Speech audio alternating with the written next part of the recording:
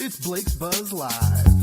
Buzz, buzz, buzz, buzz, buzz, buzz. It's Blake's Buzz Live. Buzz, buzz, buzz, buzz, buzz, buzz. It's Blake's Buzz Live. More, hate less, read comics. It's Blake's Buzz Live. Buzz, buzz, babies.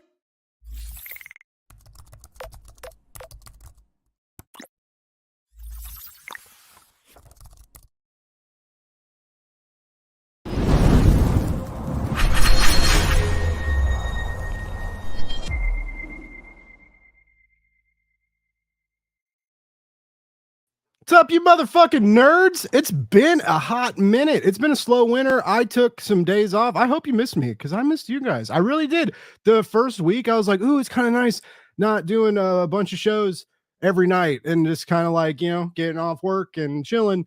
And then the second week, it was still kind of nice. And I was like, man, I kind of miss it. And then I was like talking to some people about doing some shows like, later after the new year. And I was like getting excited. Anyways, we're back. It's 2024.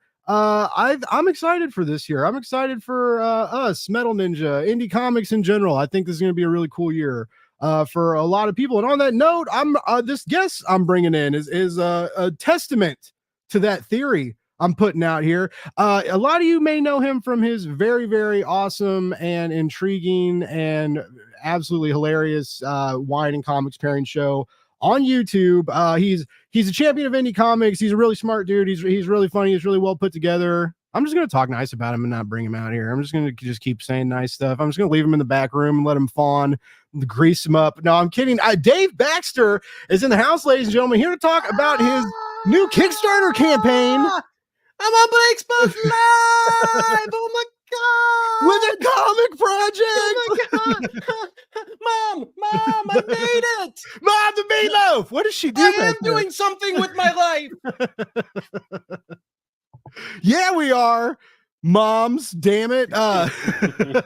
Moms, dads, sisters, brothers. Somebody listen. Damn, understand us. Put us on your refrigerators because we're here and we're important. Dave, I'm so this is fun, man. I was an unofficial guest on your show, and yes, you were. I had a very good time. But yeah, one day a true official guest will find the right time and place for that. But that was the right time and right place. That was almost the literal definition of it. Yeah, I was just the right amount of lit and just the right amount of on the internet to have all the awesome stuff come together. But no, you're here now. You're as you mentioned, you're on Blake's Buzz. I'm so stoked to have you. And as I mentioned, you're here with a Kickstarter project. You have a comic book that just went live today. Yeah.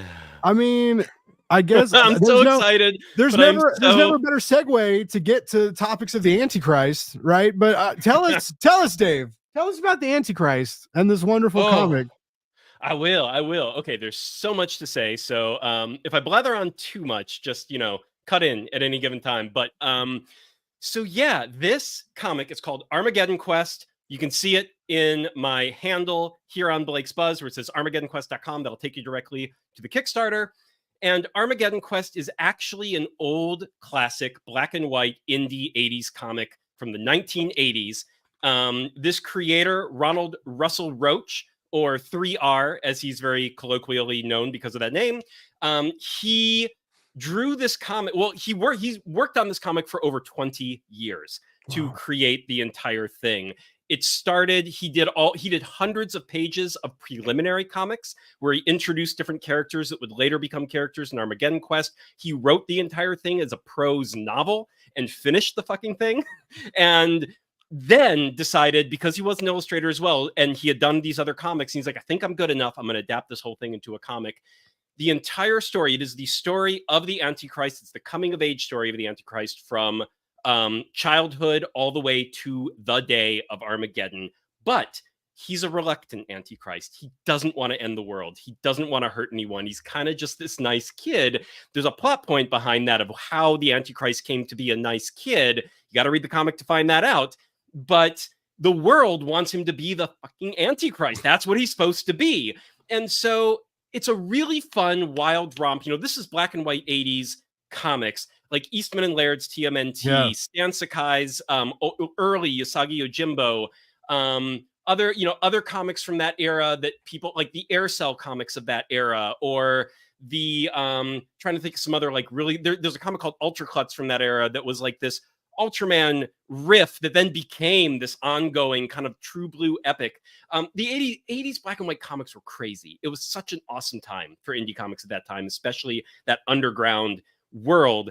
And Armageddonquest so belongs in that world. It is an auteur voice, a singular voice. You've never read anything quite like it. I will say right now, before we get any further, even if you're going to look on that Armageddonquest Kickstarter campaign page, it's not for kids. So do not get a copy for kids or anyone under 18. The first issue is not too bad, but holy crap, you do not. We go places with this story. And it was made by this guy, Ron, who he was writing for himself. He had no rules, much like those comics of that era, where it was just like anything went. It's violent, it's sexy, it's blasphemous. It's all the potty words of all the languages. It's all in there. I mean, nothing is untouched by the time you get to the end of this series. It is see, I don't even know where to like stop myself. There's so much to say, but it has been out of print since the late 90s. So this is the first time in almost a quarter century that we are bringing it back into print. Wow. That is something I am hugely excited for. It is okay. Let me tell you my story with Armageddonquest, because I think let's get it. Because that was going to be my next question: was how did Dave tie into all this crazy 80 indie comic book craze, and yes, how it's back, how it's now back in the forefront. And I came to it a little, well, not late, I should say. It had a long pathway to getting published, which there is, when you go to the campaign page, there's a 12-minute video of Ron himself telling the story of Armageddonquest and like what he went through and when it finally got published in the mid 90s. But I found the entire series in that small print run that it had when it was out for a hot minute. It was like a couple year window. And I was a regular by this point. I think it was 8th grade that I was in when I discovered this series. I know I was living in Northern Virginia, so it was either 8th or 9th grade, but I'm pretty sure it was pre-high school, so I think it was 8th grade. And I went to my local comic shop. We had a family car like trip to go see the relatives, and my dad had this thing where we went from Northern Virginia to the top of Michigan in one day. It was like a 16-hour car ride, and it was just like virtually nonstop. He would not stay at hotels. He refused. So it was like we were doing it like we left at 5 a.m. and we would get there at like 1 or 2 a.m, you know, kind of the now, like, because we would do some pit stops and meal breaks and things like that. So I went to the comic shop, and not only did I pick up my usual, because I'd been a comic fan my whole childhood. So I was like, at this point, I was subscribed. I had a box. I had a pull box. And I was like, right, okay, pick up my issues. And then I was like, I need something thick. I need something that's going to like last this car ride, something special. And this comic shop had a bargain bin. And I went to the bargain bin, and they had the entire series of Armageddonquest bundled up. And it was something ridiculously dirt cheap. So I could afford it as like, you know, in 8th grade, whatever my allowance was at that time, like it fit within my budget. And I was like, Jesus, look at this thing. I'm like, all right. And you could tell no one had read, because this was the 90s. This was still in the day where mature reader comics were a new thing. And they would, you know, they'd put it like in the black bags, or the comic shop owner would have to put the board in front of the cover image, so you couldn't even see the bad stuff. And this thing was just out for anyone to read, because the covers looked fine. You know, they didn't tell you what was inside. So no one had read this comic. They allowed me as like an 8th grader to buy it and take it home. They should not have let me take this fucking thing home. But they did, and I'm so happy they did. And I read it, the entire thing, and it is almost 900 pages long, the entire series. And I read the whole thing in that one fucking car ride. And I was a food motivated child. One of the things that I loved about car rides was the shit food we got to stop and eat at, you know, on the way. Like that was one of the hallmarks of what I looked forward to. And I did not want to get out of the car on this trip. I was just like, like we went in, and of course my parents are like, no, you can't. It's like bringing in your iPod or your phone, and not looking at it at the table while you eat. And they're like, no. And they're like, you can't bring the damn comic into the restaurant. I'm like, ugh. So I put it down. So I didn't even want to do that. And I knew when I got to the relatives, I'd have to be social the whole time. So I needed to finish. I was so fucking absorbed by this comic. I was like, I have to finish it before we get there. Wow. I wouldn't sleep. I didn't want to eat. I just wanted to finish this comic. I did in that one car ride. I made it to the end. And to this day, this is my favorite comic of all time. Hands down, nothing touches it. Hell yeah, man. That's the passion that is just like permeating from you while talking about this is like infectious. Almost said incestuous, and that was not the right word. But the series kind of. Well, yeah, anything goes right there. There's a moment when I knew that this. First of all, I very much picked up those like '80s black and white indie, like because like those TMNT comics from that era are like forever ever special to me. Even though I didn't. I was born when those started releasing, so I didn't find those until later. Like TMNT, I found the child cartoon when I was a kid, right? And then found more, later, but still to this day, like those comics are like, they're huge. And I love that they're being reprinted and, new ways for new readers to find them, right? They're not hard. They're not, you don't have to get lucky in a dollar bin. You don't have to spend a ton of money on a first print back issue or something, right? And so it's very cool. And so on that note, like really, really like what you're doing, like taking this piece of comic history that's both like wildly important to you and your nerd origin story, right? But also just bringing it back, right? Bringing it back to try and find a new audience or for the old audience that loved it, to get them a new printing with some new colored, cover work in their hands, right? Maybe some variants or something, some goodies that you're offering in the campaign. So I think it's very cool. I knew that this book was the right kind of book when there's a moment when they're like about to start the journey and they're like, because everybody mentions like they don't really know if Tazio's like male or female for a while, and they're like, what are you?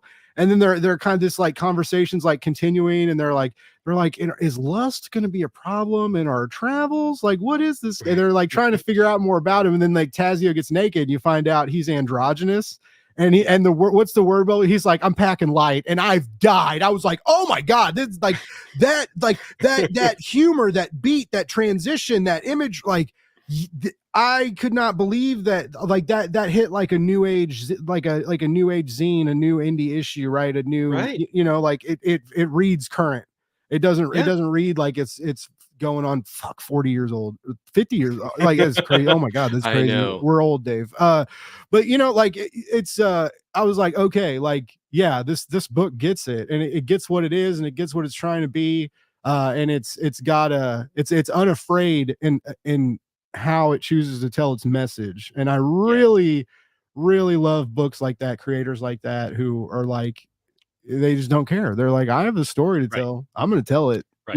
I don't care if the world's ready for it or not. I'm ready for it. Well, and I will say, one of the things that I do love about the work is that it holds up today, as essentially what you were saying.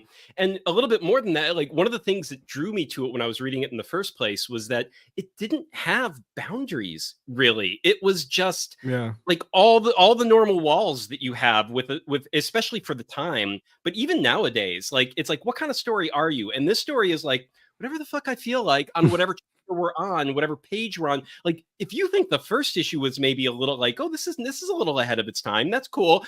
Wait until you see where we're going with this fucking thing. I mean, this is the tame issue. This is the baby step. Let's just introduce you to this. We don't want you running away quite yet. Let's just, so it gets you a little comfortable before it gets weird on you. I like that too. I like that. And there are, like, in later issues, there will be trigger warnings for things that happen. There are extreme things that happen, but I will say, being someone who self-identifies as like a progressive and like I would not love something that was offensive by 2023 standards as much as I do this book.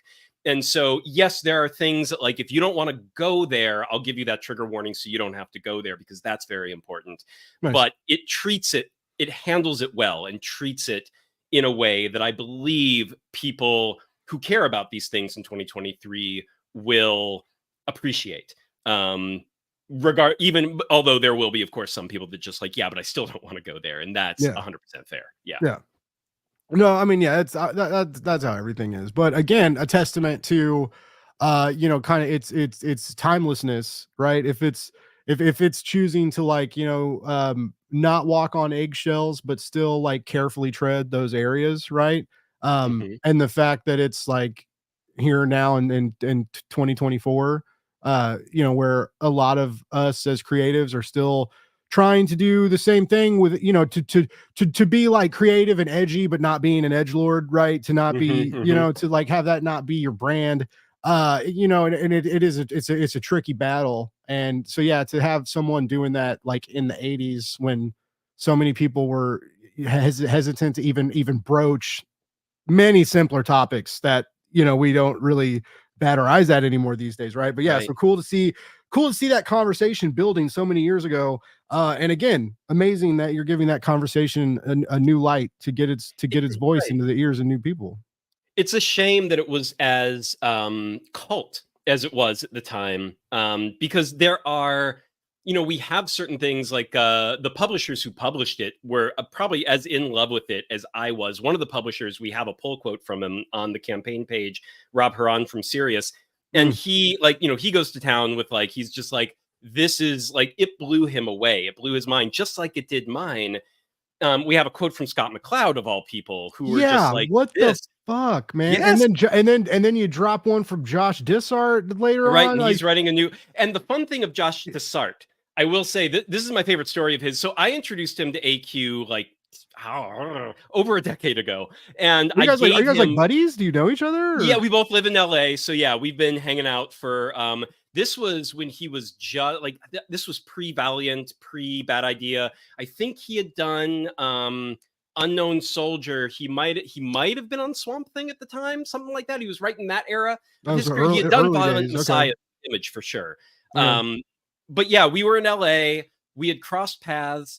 And then started, because we were in LA, we didn't hang out nearly as much as we should. We still don't hang out nearly as much as we should. We are not fucking far, but we are lazy. We are Los Angelinos through and through. And it's like, oh, I'm on the other side of town. And it's like, I have to drive. And like, so yeah, we're horrible about it. We email each other all the time saying like, we need to get together, and then don't talk for another year. Nice. We do that constantly. But at one point, I wanted to get a pull quote from him. Like, so here's a dirty secret about me and Armageddonquest. I tried to kickstart this 11 years ago. Oh, really? This was infant days of Kickstarter, when it was not what it's become today. But I saw the potential in it, and I was very excited about it. And I tried. I tried to do a whole graphic novel, though. So I was trying to raise like $8,000 Okay. in one go. Kickstarter really wasn't what it was. I hadn't really established myself. Like, I did all the novice mistakes, although at the time everyone was a novice. These were like the first years of, there was Yeah. no like No one best had practice. no one had a Charlie Stickney template to copy off of yet, right? Exactly. So I tried this, and at the time I was like, oh, can I, like, I wanted to see from my friends in the industry who I could get a nice pull quote from. So I gave volume 1 to Desart, all like, because I had an old copy of it, and I was like, hey, you want to, like, I'll give this to you to read. He's like, yeah. And I knew Joshua Desart is also one of those like very he likes off the beaten path. He likes Yeah. the indie underground type stuff, but he hated it. Really? So he read it, and he's like, I'm so sorry, I can't give you a pull quote. I really want to like this, but it does everything it's not supposed to do, like in a bad way. And I can't. I don't think I like it. And I'm like, cool. That's Yeah. awesome. And we never talked about it again for like a decade. And when this was coming up again, I don't even remember what prompted it. I think I might have just mentioned it in passing. Like, I was like, I'm going to try this again, but this time I think I'm ready, kind of a thing. Mhm. And he's like, you know what? I've been meaning to tell you, I fucking love this comic now. No And I shit. was like, what? And I was like, Wow. and then I was like, oh, okay, well, I'm glad you can appreciate it now. He's like, no. I didn't say I appreciate it. I fucking love it.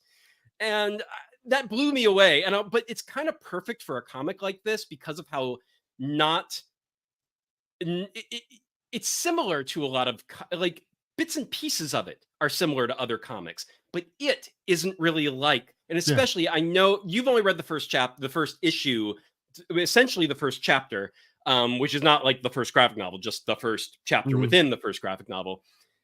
And the longer you go, like, it does stuff that you're just like, it does whatever it wants in whatever order it wants, in whatever, like, wherever the vibes are taking Ron, he's just like making this comic, and it all comes together so beautifully in the end. But it does break a lot of rules. And the fact that someone could be like, oh, I don't know what this is doing, I'm not even sure, even another writer who likes Maverick writing is like, I don't know if I agree with this Maverick writing.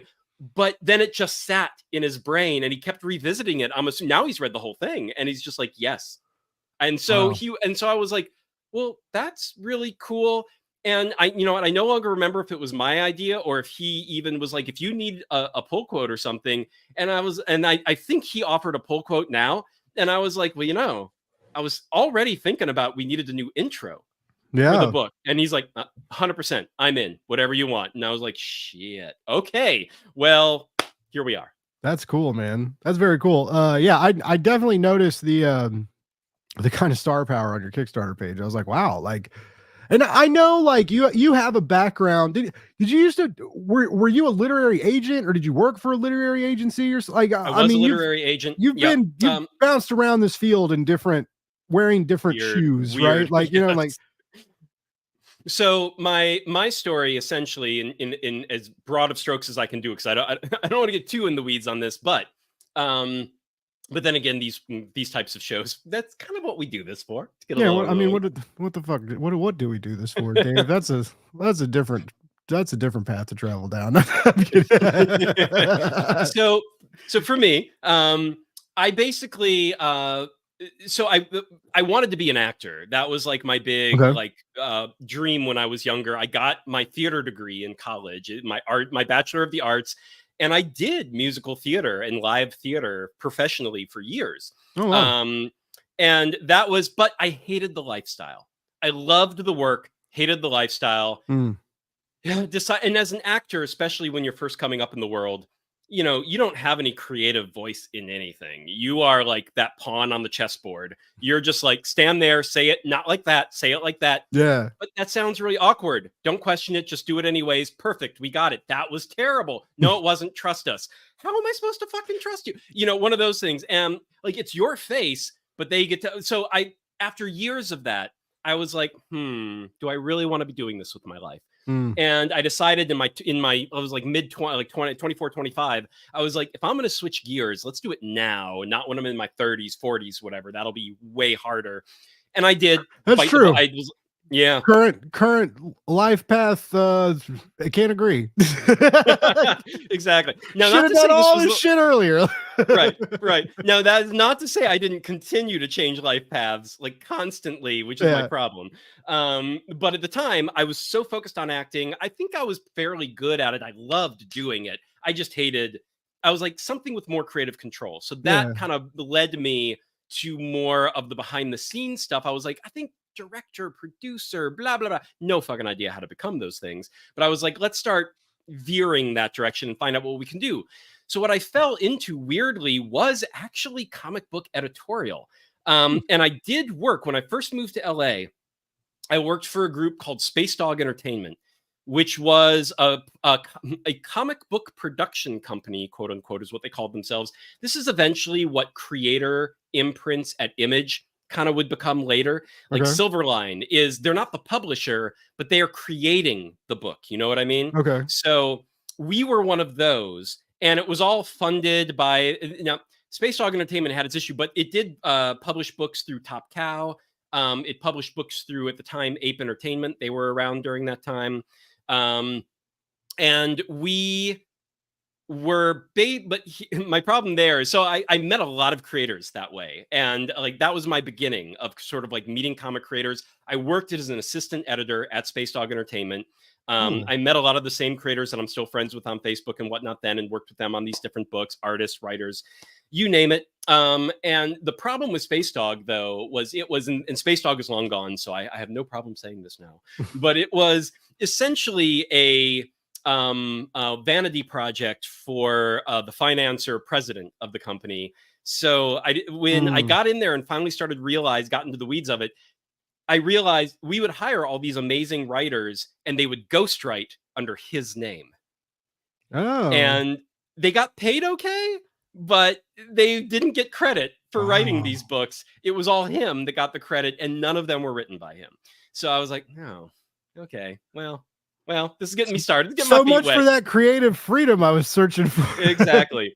But I will say, the creators I met, though, amazing people to this day that I'm still like very close friends with. And when my time at Space Dog Entertainment ended, I started working with a group called Studio 407. I don't think they're around anymore either, but a small indie company, and they were doing some really good books at the time. And then finally, I had also gotten my feet wet a little bit with, because I was living in LA. So me and Dallas, we had met and become friends. Totally separately. We were both also trying to be like writers and creators and So we became like creative partner with friends and like always trying to co-write and do things together. And he had gotten his feet wet in the Hollywood world. And I was like, look, I've got all these comic creators that like, I think the comic book world could use some representation that really doesn't exist. And at the time, it really didn't. A couple really big names would get book world literary agents, right? Where it's like, so then they could be published by Simon & Schuster or Penguin or whatever, but it was rare. It was very rare. So I was like, I know how comics work now.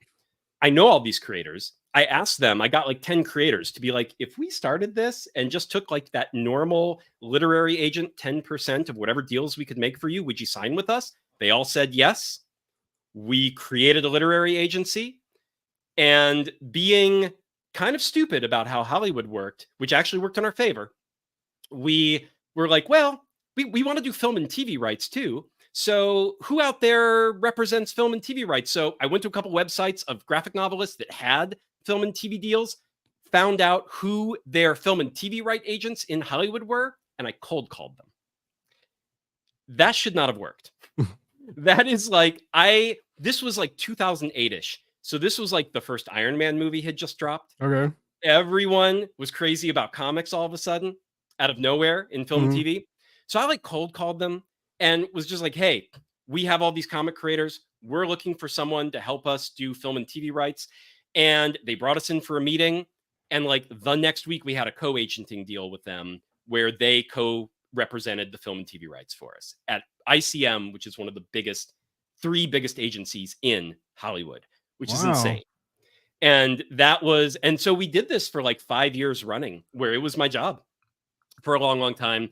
And the only reason we really stopped, we celebrate Kickstarter now, and I do celebrate Kickstarter now, and I did even then, but the writing was on the wall. Kickstarter was the future for indie comics and creators trying to get their voice out there. Representation in comics was always a bit of a weird thing and a bit of a struggle for us. We got some really good deals done during that time. We got film and TV, we got some ancillary rights sold. But at the same time, when it came to your sort of unknown creators, you have amazing work. Let's just get you out there and get you known and get like for your own properties. Yeah. That was something that Kickstarter started. Like we started giving people the advice, go to Kickstarter, go to like crowdfunding, get that first book out there. And we realized, we were like, this is such, and we were both burnt out after 5 years of this too, because it's like a nonstop grind. You are pitching, hustling, taking meetings 24/7. You don't sleep. You don't do anything else with your life. I had no friends or nightlife, nothing. Like I was so ready for a break. And when crowdfunding was really kind of like, this is the future of what we're trying to do with this agency, I think we can bow out here. And so we did. And at that point, we had enough contacts in the film and TV world. I then was able to work in the film and TV world from there. Pretty much like I became a creative executive at a small production company, then moved on to work at Nielsen, and then worked at Sundance was my latest. So I've been in that world ever since, but never entirely left comic. This is still my first love in terms of internet, because I discovered comics when I was 4 and never looked back. So this is my first love in terms of entertainment. That's awesome. That's so cool. You're able to get back there. I'm kind of jealous, man. That world I always wanted before I was in, like, cause I got into comics and then as a kid, right? And then like high school, I was a prick and I found drugs and then I quit doing anything, right? Right. I was just like, it's prick and drug time. And like, and that's what my high school years were. And early college too. I won't lie. I got an early start, but you know, like when I realized later in college when I wanted to write and I liked writing and I wrote a novel when I was 22 and tried to get it published and it was dog shit. You know, like I wrote it, like it was cool. I wrote a 200-page novel, but it just wasn't good. But you know, most people's first novels are not good. Oh yeah. But you know, I wrote a first novel too. I do understand.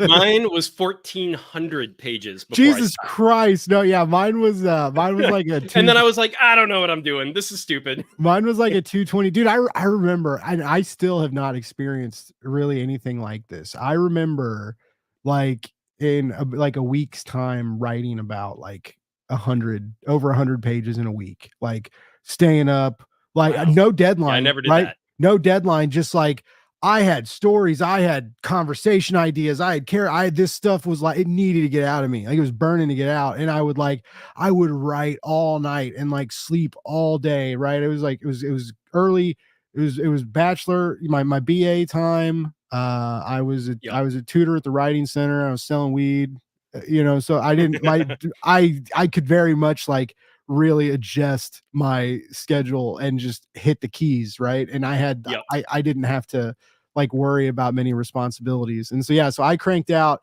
that first week, man. I got so much done, and then I think I finished it in about a month and a half, and then lots of editing. And then I had a professor who was like kind of into it, but I also don't think he ever finished it, because if he would have finished it, I don't think he would have been as into it.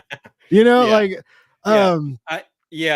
I spent a year and a half on my 1,400 pages. So wow. I get it. I get it. The cool thing about my 1,400 page novel, though, one of my favorite writers to this day, I don't know if you know who Josh Wagner is. Wagner. Yeah. So we met at Space Dog Entertainment, and he was one of the writers over there. And Space Dog actually did. It was one of the rare times they published someone else's work. It was a deal with Josh where he ghost wrote a couple things and they would publish Fiction Clemens. If you're ever familiar with it, that was Josh's very first comic. Mm-hmm. That is a genius comic. It was from Ape Entertainment. The graphic novels on Amazon. If you ever go Fiction Clemens, guys, go look that up. That is also like at least top 20 for me up there. It's so good. But I fell in love with Josh's writing. And at one point, we sort of bonded because I sent him like the first, I don't even know, 50-ish pages of my novel kind of thing. And he sent me some more of his prose work. Oh, cool. And we loved each other's work. And the novel, I did not know what I was doing with it. I had to shelve it. 1,400 pages. And I think I was about halfway through the story at that point. So I was like, okay, no, but at least from this writer who to this day, I really respect his actual writing chops. Mm-hmm. He was like, you are doing things in this prose I've tried to do, and I can't do it this good. It's like, this is really cool. And I'm like, awesome. I mean, it's pretentious shit, and I cannot do anything with it, and it's way too much, and I don't know what I'm doing, but I'm glad he appreciated some of the weird shit I was trying to do with it. No, that kind of feedback is priceless. Like, oh my God, especially when you get it when you need it. You know, like, especially when you get it when you're like, so many people talk about like when you're creating, you're like screaming into the void. And I can even attest to that. Like, even when you're in it and you're hitting those keys and it's fluid and it's just happening and it feels like your dreams are coming true. And you're like, I'm going to be a writer, even though like none of that may happen. Right. But you feel that in the moment, in these like, that you're not staring at the blink cursor, you're staring at fucking words just like flashing across the screen that you're making, you know, like, when even when you're in those good moments, it still is like kind of lonely sometimes, right? So like when someone you respect or someone you vibe with, and especially someone in the same field trying to do, when someone's like, oh my God, like I see what you're doing here, I feel it and I respect it, and oh my God, like that, hearing that like is like there's nothing better. I'd be hard pressed to find something that's like better than that, right? Than that kind of feedback. When you're just 100%. At a time when you need it, you know, like, that's a universal gift. Like, yes. Cause when you write, you're like, I'm, you know, even something as not narrative creative, but like when I created the stupid Kickstarter page. I texted Dallas this morning. I was like, fuck me, we're live. I don't know how to feel about it. And he looked at the page and he's like, page looks fucking amazing. It does. It looks a good looking page. Thanks. I worked on it from like 4 p.m. to midnight yesterday. I remember you saying you were spending a lot. It was funny you spent so much time with it yesterday, and then you launched today and refused to look at it like all day. No, I won't look at. We're gonna look at it together on this show. That'll be my first time seeing how we're doing. But I've refused up until this point. I'm like, I'm going on Blake's Buzz. I know we're gonna look at the fucking page then. I can wait to see how we're doing until then. But I worked on the page, and when Dallas said, I'm like, thanks. I think I'm proud of the page, but I've lost all perspective because I've just worked on the fucking thing so long. Yeah. And that is true of all writing too. Like you spend so much time honestly, I'm sure artists too. Like when you create, you spend so much time on the things you're creating. You get to the point where you're like, I think I'm proud of this. Yeah. But I don't. But I probably could have made it better. I don't know. Right. And that's why you need that feedback. That's why you need the or what's the word we always use for that? We need the not just support, but we need the self-congratulatory hand job. Yeah, exactly. Like we need that. That's we're a like technical term, maybe. right. You're like, oh, you like me. Oh, good. And on that segue, I want to bring up the Kickstarter page. Finally, as everybody knows, like a typical Blake's Buzz fashion, we bring up the Kickstarter page about 30 minutes into the show.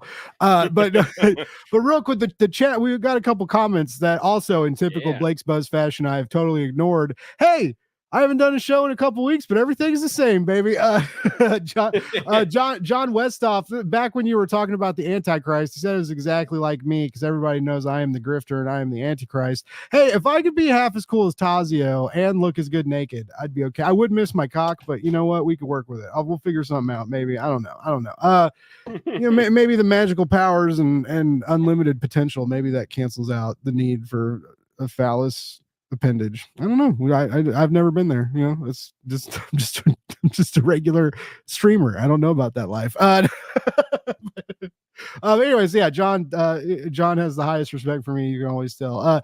No, I love John. John also said Dirty Dave was digging for the dirt when you were long box hunting. So he also came in and was like, why do the singles? Why not the car ride book? Which we found out Dave tried. Yeah, because we failed the last time.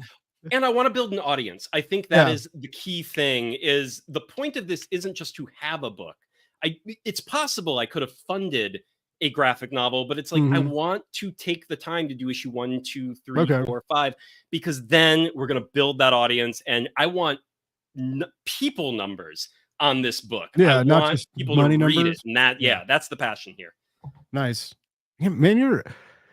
You're saying all the right things, Dave. You're sounding like a good indie comic book creator. I was hoping you were going to drink. I saved some booze over the week. I was like, I got to have a couple drinks for Dave. I saved a good one. Oh, and for launch day, I've been eyeballing this bottle all week, and I'm like, no, you have to wait for launch day. You have to wait till it's real and it's done, and you've triggered it, and then you get to open this motherfucker. Well, before you tell us about this fancy thing you're drinking, we got a question from my co-host Cole. If you were a hot dog, what would the Dave hot dog toppings be before we bring up this Kickstarter? Relish, mustard, and horseradish. Okay, well that was big. You were like ready for that. You're a hot dog fan, Dave. You like the dogs with relish, mustard, and horseradish. Although chili, I will. If you added chili to that, it barely makes a dent in how perfect it is. So chili goes a long way as well. I was about to say you could tell the two different kinds of people Dave and I are, because mine is the like gas station. It's technically nacho cheese, but we really don't know what it is. But like that hot yellow goop liquid on a gas station hot dog. Oh, dude, I'm a happy little boy. You know what I still love to this day, where I can find it. You don't find it that often anymore, but theater pizza. Ooh. When you get pizza slices in a movie Cineplex, that shit is some of the best cheap pizza. Like, I mean, you pay. It's not actually cheap. It's not cheap if it's in a movie theater, right. But it should be, right? It's like this is the $1 a slice is what you should be paying for it, but it's so weirdly fucking delicious. Wow. It's oh my god. So that's my I don't think I've Like ever had. I don't think I've ever seen a movie theater with pizza inside of it. I don't remember what made me start it. I mean, I was like I said, I used to love the shit food when I was younger, Yeah. and I discovered it when I was younger. You don't find it as often anymore. Like, but when I was in high school and college, it was everywhere, and it was always like even more 7-Eleven than 7-Eleven. It was Mm. just the ultimate crap pizza. It was so good. I remember when 7-Eleven started selling pizza like a couple years ago, and you could just get like they had those like new future age like frozen pizza ovens, and that would like do their they could do Yeah. like their wings and all these new food offerings they had, Mhm. and you go in, you could buy pizza for like $7, and then they cook it right there, and it cooks in like 4 minutes or something fucking crazy, and so you can be like standing there sideways because you're so fucking drunk, right, and then just like get this fucking $6 pizza, stumble out of there, stumble home, and it's like it's god awful pizza, but at that stage in your night, it's the best thing ever. It's the best. Yeah. Well, you know, it's kind of the opposite of that. Sometimes when you've been good for a long period of time, like you've had a dry January or like Mhm. something that you've been and you've weaned yourself off of Yeah. something. Like I always know if I'm traveling and so I don't get to one of my other outside of wine, like ice cream is my big thing. I have ice cream every Okay. day without fail. I have like at least You five to have like six an ice cream collection like you do your wine collection? That's Sort fucking of. amazing. I have like at least 5 to 6 pints in my freezer at all times. Like it's never, and I make my own homemade ice cream on top of that. Always have a Whoa. batch of that. So when I'm traveling or something and it's like no wine, no real wine, no ice cream, I'm just like doing other things. When I come back like a week or two later and I have my first piece of ice cream, even if it's garbage, like generic grocery store, not like that's not the stuff you were eating before you left, Yeah. it is always the best ice cream you've ever tasted at that moment. And so I'm always willing to do the crap right after I've had some sort of, monk-like existence with it. And then I'm like, that first thing, that is always so good in an inexplicable way. And then by the next day, it's not as good anymore. And you're like, what was I thinking? Same with wine, though. I can drink the shittiest, like $2 Chuck. And I'm just Yeah. like, why is this? This isn't bad. Why did I think this was bad? And then day two hits, and I'm like, oh, never mind. It's like Yeah. you get when you no, well, fuck. It's like when you get those. I'm gonna go with it. I'm gonna go with it. It's like when you get those ideas, and then like with a partner, and then you and then you finish and realize that the idea wasn't as great. You're like, Right. you're Right. like, I am a terrible, dirty person. Like, why did I think that Yep. was a good idea? Like, babe, I'm sorry. Like, I'm so sorry I asked you to do that. Exactly. And all you hope is you're like, it was better for you, right? Yeah, right. You're like, one of us got something out of this, right? Because that was fucking humiliating. Oh shit. Okay. Well, on that note, let's go ahead and bring up the Kickstarter. Still the king of segues, ladies and gentlemen. No. So, all right. Is this the one that was recolored? That Matta recolored? This wraparound? No, that's No. so the image up there is the wraparound Angela Odling Okay. cover. Obviously the logo, that's not where it's going to be placed on the actual cover. Mhm. That is the image behind it. Yeah. Okay. By the way, you're sitting at 28 backers on day one, $535. I mean, I don't really Day know one what for the my definition. for what is essentially my very first Kickstarter. Yeah, like I mean, that's not bad. I'm okay with that. It's certainly not the best case scenario, but it's far from the worst case scenario.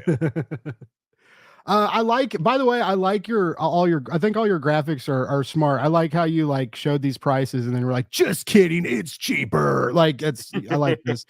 But yeah, we got a few variants. Okay, the trade variant, the main variant was the one Matta colored, right? Yeah, the main cover, yes. Fuck, correct. man, I thought I was about to be wrong twice. I was like, shit, like, you're like no, she but colored it's the one it's where that other one. eyes have color in it. By the way, Matt Sorte, our friend, is as the creator of Sacrimony, which is also live right now, just launched today. A lot of our mutuals, a lot of people have Kickstarters going right now.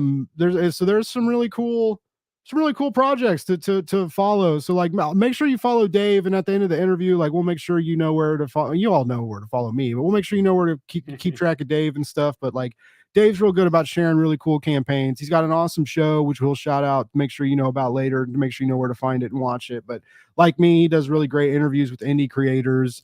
I've had some clients go on his show that just like loved every absolute moment of it. Like Dave's one of those cool guys who does his homework, researches his guests, reads the comics, and as you know, is well versed in comics and literature, and has been in this scene for a moment, which so that's why these interviews are hot. But yeah, I really encourage you to check out not only this Kickstarter, which we're here to promote, but like a lot of this other stuff Dave's doing. He's got a Substack, he's got the YouTube channel. We'll make sure you know where to go later, but just keep that in mind, because you need it in your life, much like you need this fucking Antichrist comic, because it's amazing. We got the cool shirts. Here's a quote from series creator Rob. I welcome those lucky enough. I don't know how to pronounce that. Okay. I was just gonna go Rob. I was like, I won't fuck that up. Then you kept going, Dave. No, I welcome those lucky enough to be discovering AQ for the first time. In 1993, there were just 2 issues available. The print runs were humble, and the book was very hard to find. I was jealous of Starhead Comics for publishing such an important new comic. Believe the hype. You've never ever seen a comic book like AQ. Yeah, like, guys, the first issue. I even have great visual aids. This is that. Oh, look, hold on. I want to hide this so we can make that bigger for a second. Oh yeah. Look at that. This is the old issue #1 from way back in 93. That's a beautiful cover. It's so. This is going to be the first graphic. This image will be part of the first graphic novel cover when we get there. So I'm just kind of holding back on that. Okay. For now. But I mean, you can see this stuff. If you can see the inside, it's like yellow. The pages are all yellowed. Like this is a true blue old comic. So yeah, I still have a copy of that I've held on to all this time. That's so cool. How many actual issues are there in the series? You said it was like 1,900 pages or something.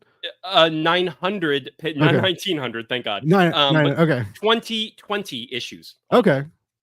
And the dream is you want to reprint them all. I think so. We're going to do single issues for sure for the first 6. Okay. And then we're going to collect those into trade paperback #1. And then depending on how popular it is at that time, we might forego single issues after that and just do trade paperback 2 and 3. Okay. Immediately after that. Not in one Kickstarter, but one, then the other.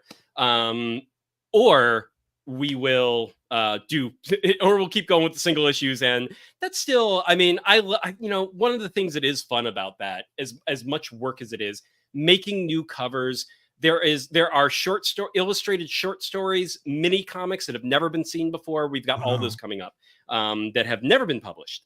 So that's going to be a lot of fun that Ron did. So any chance of like if you can successfully like breathe new life into this, like any chance of you getting the creator to do new stuff, or is that out of like, or is that been talked about maybe? Okay, cool, man. Yeah, the very like that is something where it's like I've got like baby steps, but I mean I have so many ideas you have no idea. So yes. That's very cool. By Comics by the Bay, hopping in the chat, just throwing out the hashtag EcoBoost. Thank you for bringing that. By the way, I don't know if many of you know, I'm unofficially sponsored by Ford, like automotive. And if 500,000 people share this and retweet this episode with the hashtag EcoBoost, Ford may give away a truck, but probably not. We don't know though, because no one has. We don't have 50,000 shares. So if we could get 50,000 shares with the hashtag EcoBoost, maybe, guys, you got to keep the hope alive. Also, hashtag Maker's Mark, because I finished my Maker's Mark bottle, and if I was sponsored by Maker's Mark, I may have had a second bottle. I don't know how sponsorships work. I don't know this stuff. But tell Maker's Mark you need a full bottle to say that to shout them out again. There we go. Yeah. That's your one and only empty bottle freebie, Maker's Mark. Cole and I tweeted them a while back, and we're like, sure, would be cool to have a sponsor. They were like, thanks for drinking our whiskey. It's like, that's not what we asked. Anyway, at least they responded. That was nice. They know. They're maybe they're keeping one eye on. They're them and G Fuel. They're keeping Blake's Buzz on their radar. See what happens in the future. One more hot dog question before we get back to this Kickstarter page. How do you prefer to cook a dog? In a pinch? What does that mean? Like when you're stranded in the forest? And Like you happen to time, have a if you're doing for time, well, I mean, one of two ways. I'm okay with totally cold right from the fridge hot dogs. yes. I do not mind that whatsoever. I would, if I did not have time, I'm putting it on a bun. I mean, I like shit like mustard and relish, which is all cold anyway. So it's Yeah. like I just throw all that on there, some little prepared horseradish, everything from the fridge. It's all cold. I can eat it super fast too because it's all cold. So it's just like, yeah. You know what? I'm not even. That is my answer. Nice. Not even gonna give the I plan get B. Oscar Mayer makes these like cheese hot dogs and they're god awful. Like I mean they gotta have like poison in them, I'm sure. But like, and it's definitely not real cheese and it's not real meat. And I don't care. But they're like pretty good. But as far as like the cold hot dog on a bun goes, like that plain, like with the little cold little cheese nuggets in it that just kind of like explode in your mouth. Like, Okay. I don't know if I could go there with the cold little cheese nuggets, but you're like, yeah, relish and mustard. That's cold cheese. Shut up, Blake. I don't know about the cold cheese, the fake cold cheese nuggets, but I would slice cold cheese like thin, and still, or shred it over the hot dog or something. Like cold cheese is fine. I just don't know about the cheese nuggets. That might be where I draw the line. All right, fair enough. Cold cheese nugget. Cole says cold cheese nugget was his nickname. Yeah, like drunk. Only one.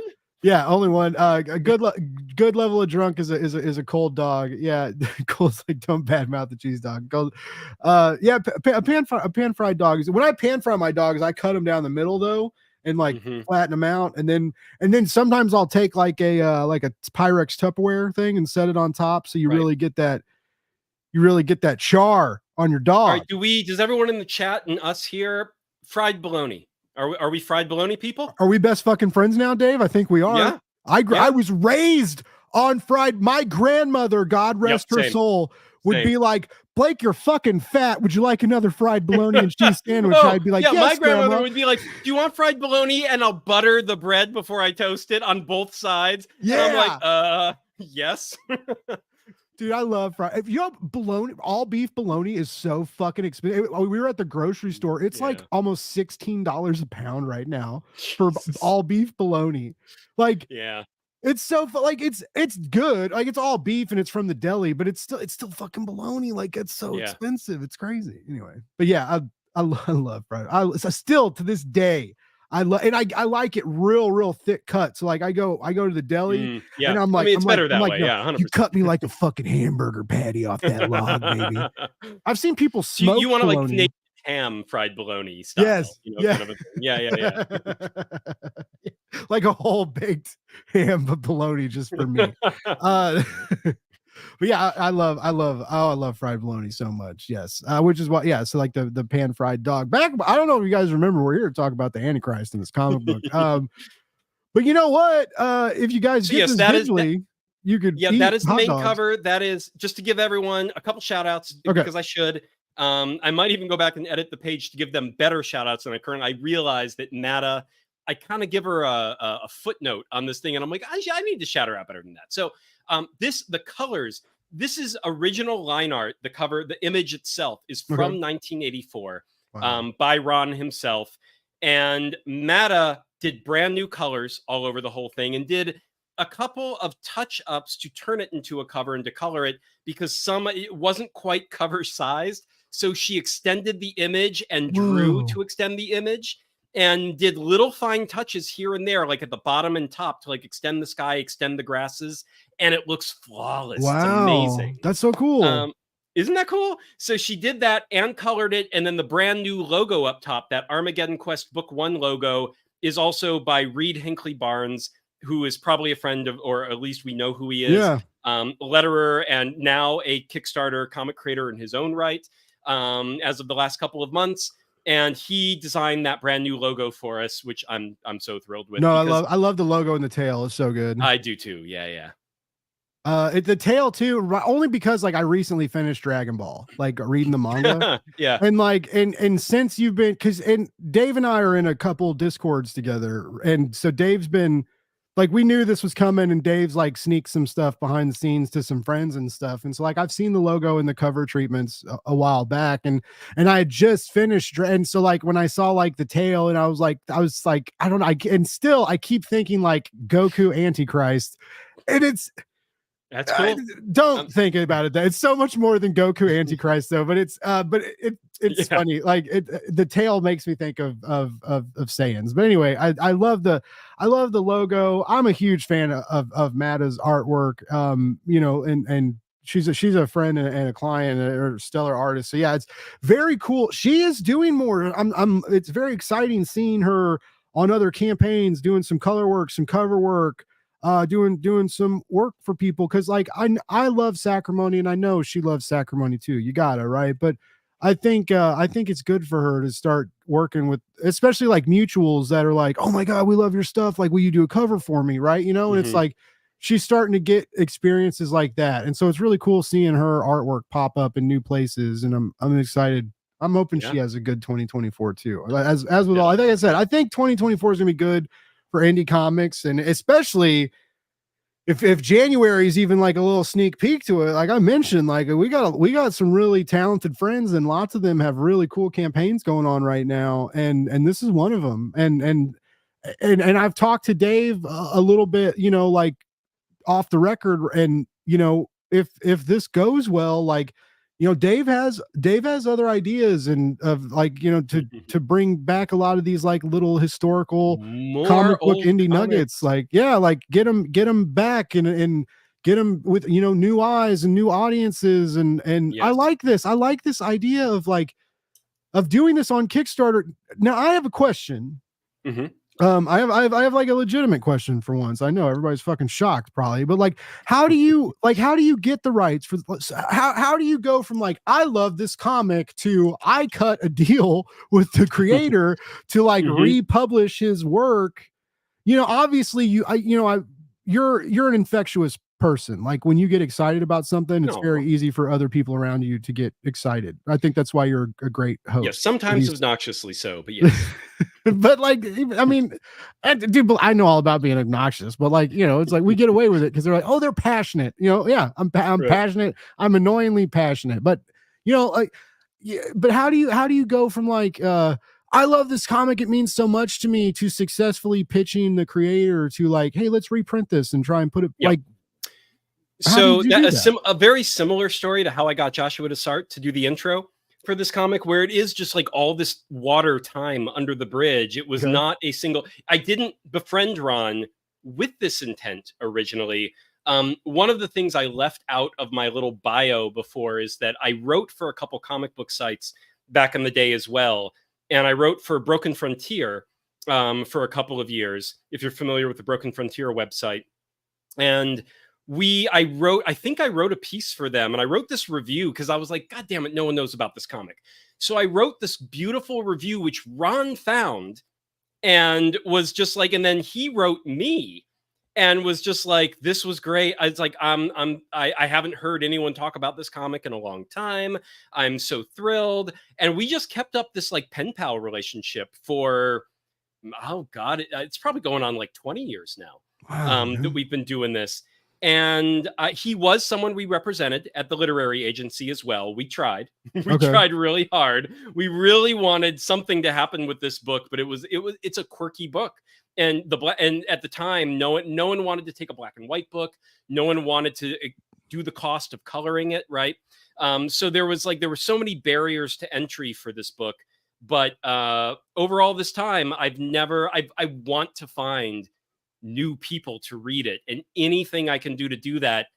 I think me and Ron have just been like kind of on the side, always discussing it for like decades at this point. Wow. And it's all culminated, at least for now, in this.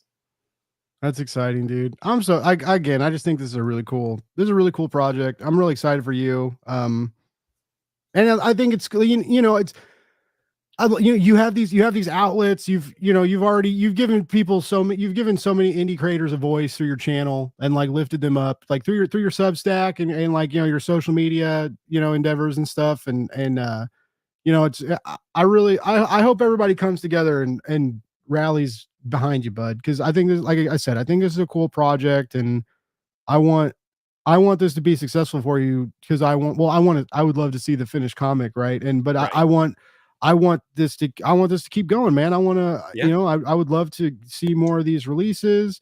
And then let's get down here real quick. Well, real quick, I want to scroll back up to the McLeod quote. Yeah. Because this is great. So, some artists stuck with light gag comics. Some went on to mainstream success, like Chester Brown. Some, like Matt Feisel, John Porcelino, and Steve Willis, became many comics legends and inspired others to make their own homemade comics. And then there was Armageddonquest by Ronald Russell Roach.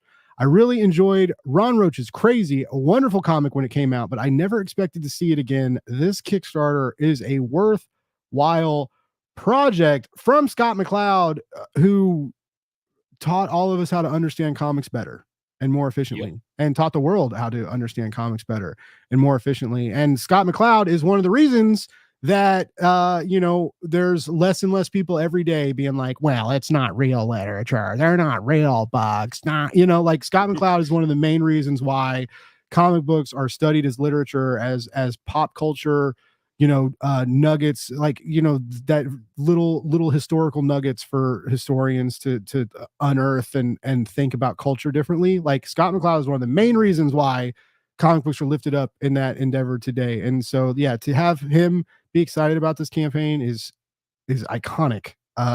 So cool. That, like I said, and then Josh and these other creators behind you, like, I'm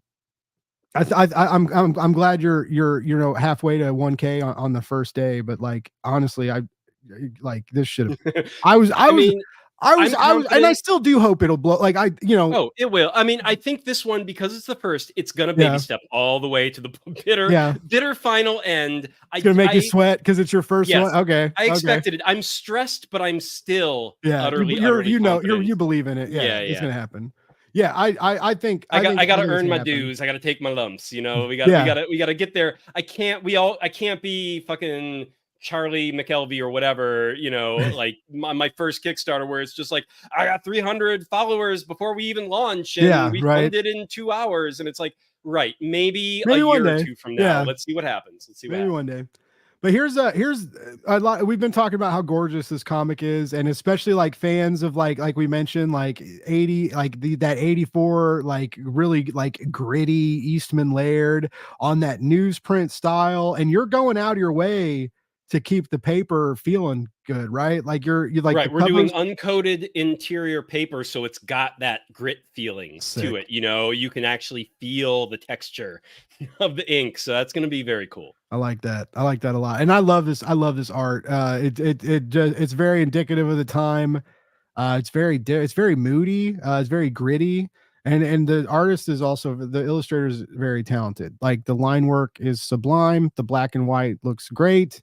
There's the details are where you need it. You can, anytime when you can like look in people's eyes and feel what they're feeling in the narrative, and you don't really have to read, right? You still have to read, of course. Please read the fucking words. They're there for a reason. But like you can feel the characters emote. They feel, they have a really great presence. Tazio specifically, like, has a lot of great moments, a lot of great line deliveries. And especially, like, after reading this, I already felt this, but after like 2 minutes of fucking talking to Dave, like, I can't wait to, like, oh, you think the first issue was good? I love and hate when creators tell me that too, by the way, because like, there's been so many times where like creators are on the show and I'm like, oh my God, like, I'm so excited for this first issue, I can't wait to see what, and then they're like, wait till you get to the second. It's like, why didn't you send me the second one, creator? I can send you all 900. Dude, I will. You know what, Blake? I'm going to do this for you, honestly.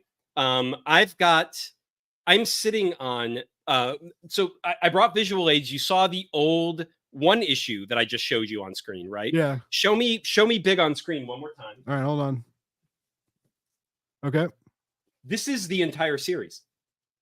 Oh wow, those are chunky boy graphic novels. They're all 300 pages each, approximately. Wow. And this is the whole series. I have multiple sets of these that I've just collected over the years and sat on.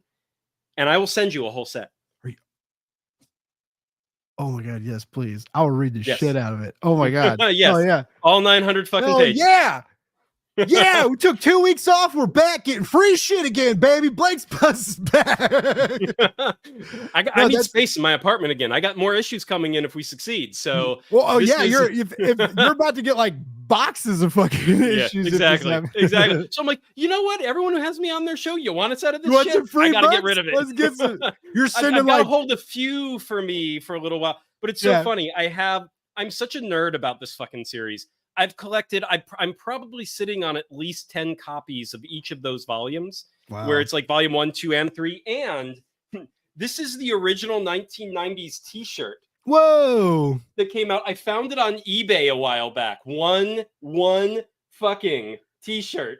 And I got it in a heartbeat because I was like, it's like an X large. It is so much bigger than me. It's like stupid. I'll never wear this in real, but it's like I'll wear it around the house. Like, you know, yeah, you know how like you can wear like you don't have to wear underpants because you don't wear you just oh my god, what's you just Winnie the Pooh it all over the house. Winnie the Pooh it all the way, yeah.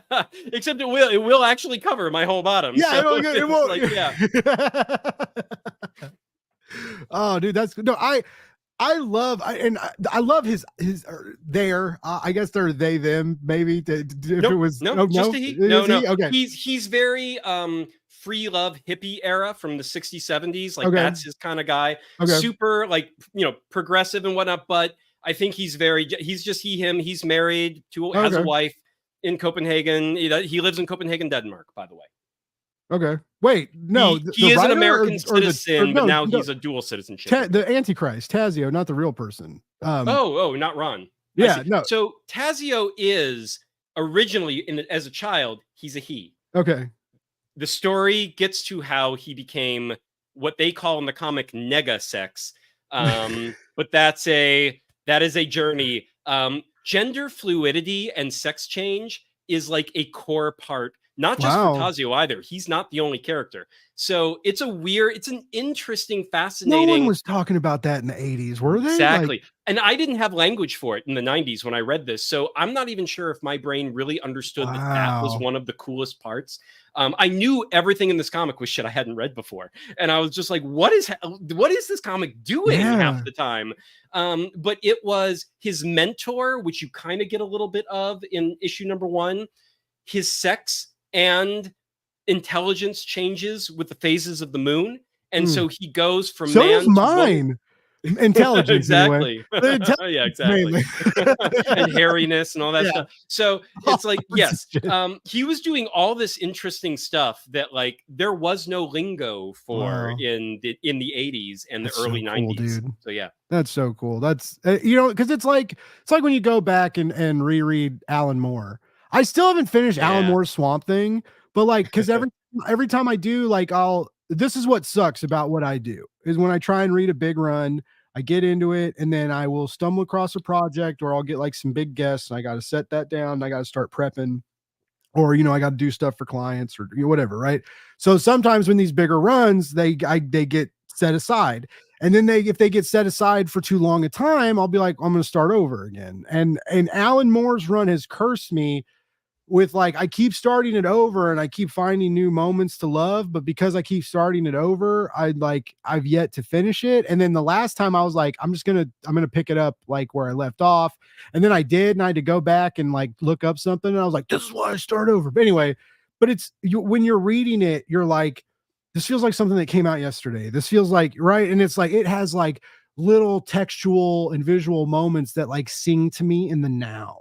That like speak to me like nothing has ever spoken to me before. I'm like, oh wow, this was written 50 years ago almost, like, and it's like, I feel like this is there. Like, so like I was raised Catholic. I went to Catholic school. I went to private school for a very long time, and I'll be broke forever because of it. But I went to Avila University and I had a really cool experience, but Avila University was a private university. Even though I got some grants and stuff, like it was 80 grand a year. But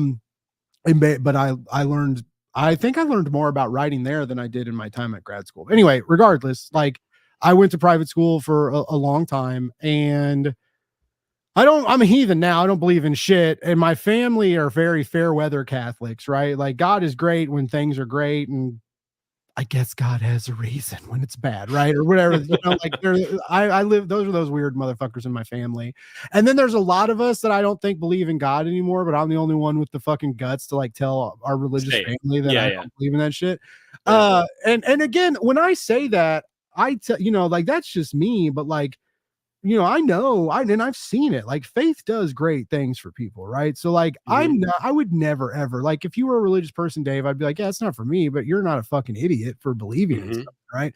But anyways, regardless, I have always loved narratives that challenge Christianity in one way or another, and it's because of how I was raised and how I was brought up. The religious horror is like so huge to me, right? Like demons and most religious horror are lapsed believers, right? It's like people who, whether they were simply raised in that type of a family or whether they truly believed and then had that like, oh, okay, but then to process all these new thoughts and new associations with their religion or ex-religion, like that's religious horror is a big one. Like it's like where people, it's the therapy, for coming out the other end of that. But this feels like it's doing similar things, but it's not necessarily trying to scare you. And I'm aware. It seems from what you've told me, the first issue sets is a stepping stone, but it goes a horror comic. It's true. But it goes off into like different directions. But so it's not a horror comic, but it seems to be. It's definitely unafraid to challenge Christianity. It's definitely unafraid to this whole notion of like the Antichrist. And I remember being a kid and learning about the Antichrist, right? And it was like, we all had nightmares, it was like, oh my God, the devil's going to come for us. And I'll be quiet in church on Sunday. I swear. Ron's story is that, he also, when he was raised, he had gone to like, he was in a fairly religious, like family community. And he was sent off to like religious summer camp that he had to stay at and whatnot. And he remembers in our video on the campaign page where he gives the 12-minute history of Armageddonquest, he relates the story where when he was at one of these religious summer camps, the religious leaders basically told the kids, like they did these scary stories at night about the devil and Satan. And like, if you right here, right now, you kids don't accept Jesus Christ as your savior and believe in God, like, and you drop dead on your way back to your tent, you're going to hell. Yeah. Like the end, it's like you are there. If you choke to death on a dick when it's in your mouth, you're going to hell. Right. You're going to hell. And a little more understandable why a Christian and you do a good job, you'll be fine. But if you if you do a good job on me, I might put in a good word for you with the above.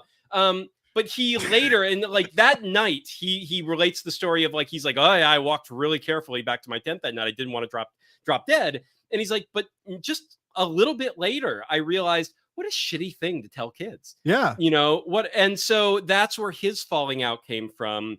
And so this is the work is 100% like, again, someone who was brought up in that environment and then questioned it and was like, whether or not any of this has any inkling of truth to it, what we do with it and what we tell people about it is kind of garbage and kind of makes us not great people a lot of the time. So let's really play with the things we say about religion and have fun with that. Yeah, we should. If there is a God, he's having fun with us. So why can't we have fun with him? I'm sorry, ladies and gentlemen. That's just my thought. No, but but yeah, this comic is definitely, it's not the, you have this, when you hear the word Antichrist, you're like, oh, it's evil, it's scary. Let's see Nostradamus and the premonitions. And like, do you remember when fucking Obama was like getting elected and people were like, Nostradamus predicted that the Antichrist would come from the East and it's Osama, oh my God, it's Obama. Like, Obama, it's all the same. I'm such a scared white person. Somebody save us. Right. No, like, it's like, how many millions of people came from the East? Yes, everybody did. We all used to be brown, you fucking weirdos. No, right. Like, anyways, sorry. I get a little heated on shit like that, but yeah, I get very passionate about shit like that. So yeah, any creator that's willing to push against the grain on a narrative like that, like, but also just even now, like, oh, the lovable Antichrist, the Antichrist who maybe doesn't want to bring on Armageddon. Like, you know, it's Right. interesting. It's And then very it's the intriguing. religious people who are like, no, no, no, this is our chance. We want Armageddon. Yeah, yeah. We then haven't the entirely colors, gotten there in the comic, but it's coming. And yeah, it's like it's all the believers who are like, fuck you, yeah, be the be Antichrist. evil. We need the Antichrist. And I feel like real people are like that too. Yes. You know, when people question narratives like this, when people attack, because this will be like, you know, they'll be like, oh, it's you know, they're it's mocking Christ, you know, it's Right. mocking our savior. I remember when A Perfect Circle got big, when Maynard James Keenan started A Perfect Circle, and they did that Mhm. Judas song, right? Yeah. And they did an interview, and they were like, you know, Maynard, what do you have to say to all these people, you know, that, you know, love your music, but you're mocking their savior? Like, what do you have to say to them? And he stares into the camera for he's a weird guy, right? He stares into the camera for a while, and then he goes, I never said anything remotely negative about Michael Jordan. And that's it. He didn't say anything else. And I was like, God, I love this guy so much. But anyway, like, you know, it's people get, and Judith is an amazing song, and it really is. And like, but so many people get mad about stuff. You know, you bring God into the conversation, and you open up Mhm. so many wormholes and so many possibilities. And unfortunately, very few of those possibilities are we're going to come out of this conversation like smarter and know each other better. You know, very rarely does that happen. It's usually the other way around, where it's like, we don't talk to each other anymore. Right. Now we hate each other that. more than ever. Yeah. We will never talk to each other again. Yeah. But you know, that's yeah, and they're saying the same thing right now about like politics, you know, and it's like they're saying, you know, we've approached this new area where there is no discord anymore, where the discord is not, or not discourse, not discord. Discord It's is just an app now. discourse. Yeah, it's just an app. There is no. That's all it is, Blake. No, the discourse is like, it's always negative. It's always on the attack. It's never.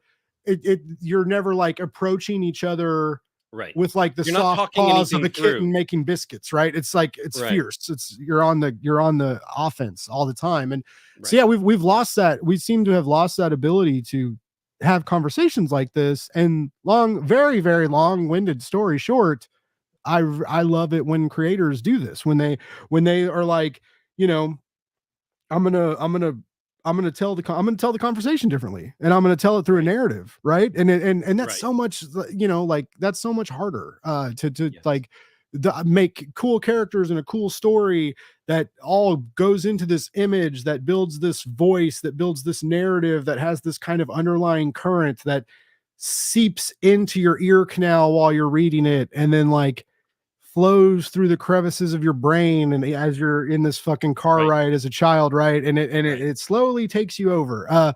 So I just Right. again, like I feel like this was important when it happened, and I feel like bringing it out now at this specific moment in history and time could also make it I feel just when it as comes to important. absolutely, I do feel with something like this, pretty much any time, this kind of like we've Yeah. never had an era Today, where tomorrow, this yeah. wasn't right. And I will say, Cali Comics here had a good comment. Yeah, I'm way behind about on the comics, guys. I'm sorry. Oh, that's okay.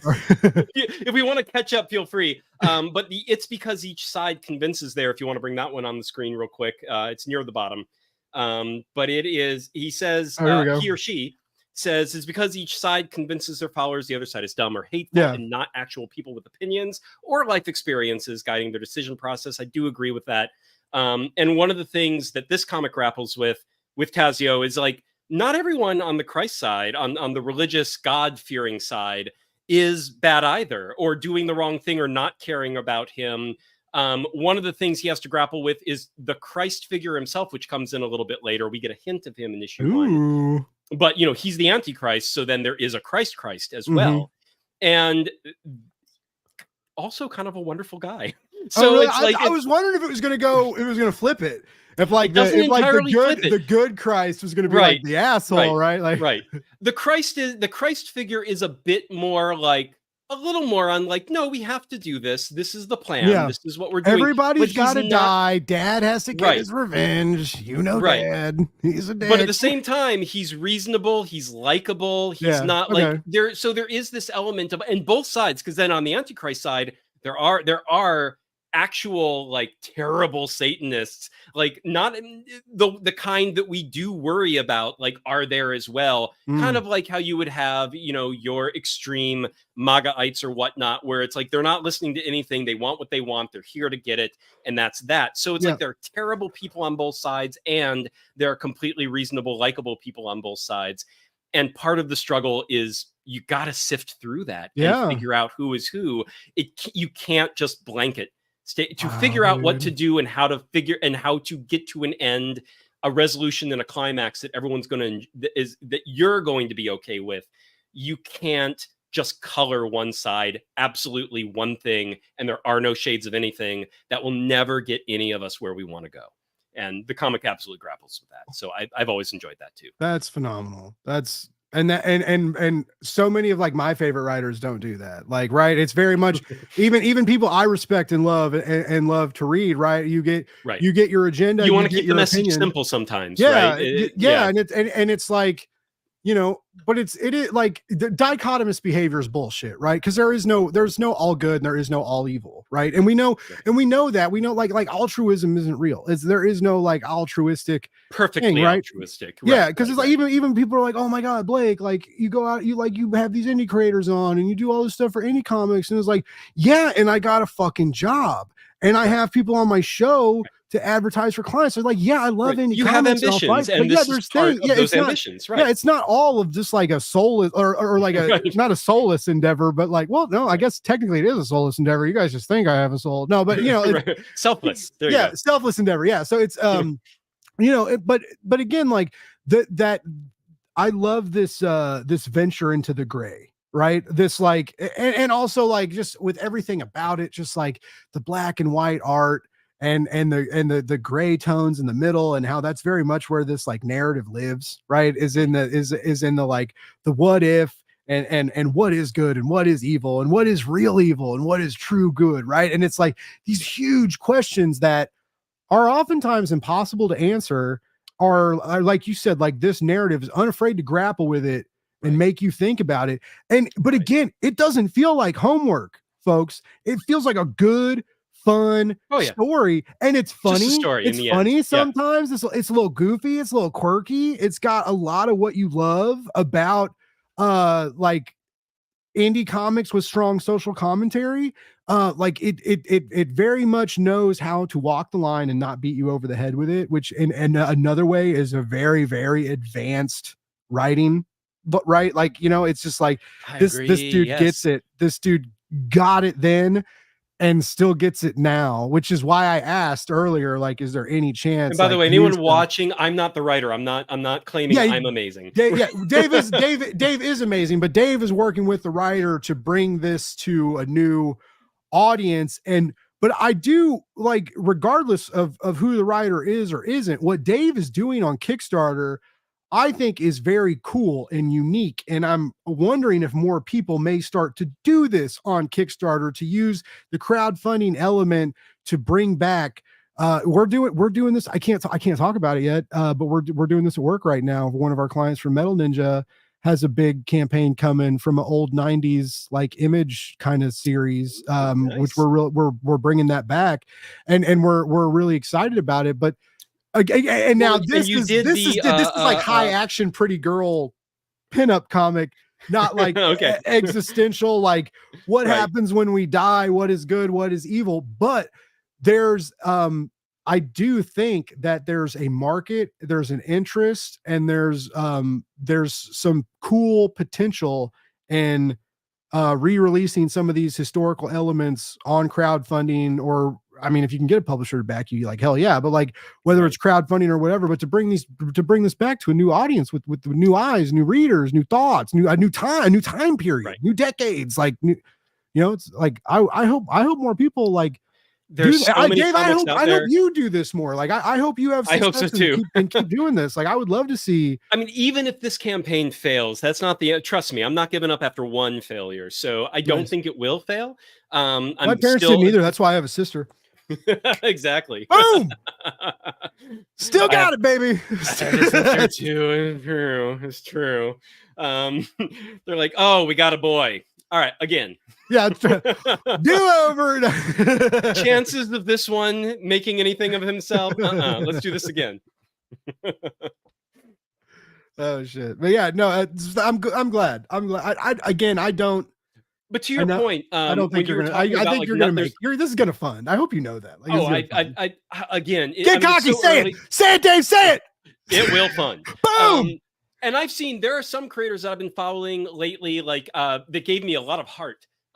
Monster Matador, until this latest campaign that Stephen Prince is just now doing, he funded right away on this one. But like last one was hard. Like, yeah, the last one. And was he hired hard. me. Hired me for that last campaign. Right. And I was like, right. oh no, I'm doing a bad job. Right. So I'm like, even then it can be hard. So I'm like, I have no illusions that I was just supposed to like fucking fund on the first day it's day, or anything like day that. One. Like, and I've seen a lot of these people who struggle, even with weeks 1 through 3, make it to the finish line. Like they just keep plugging away. And so that is my plan. I will keep plugging away.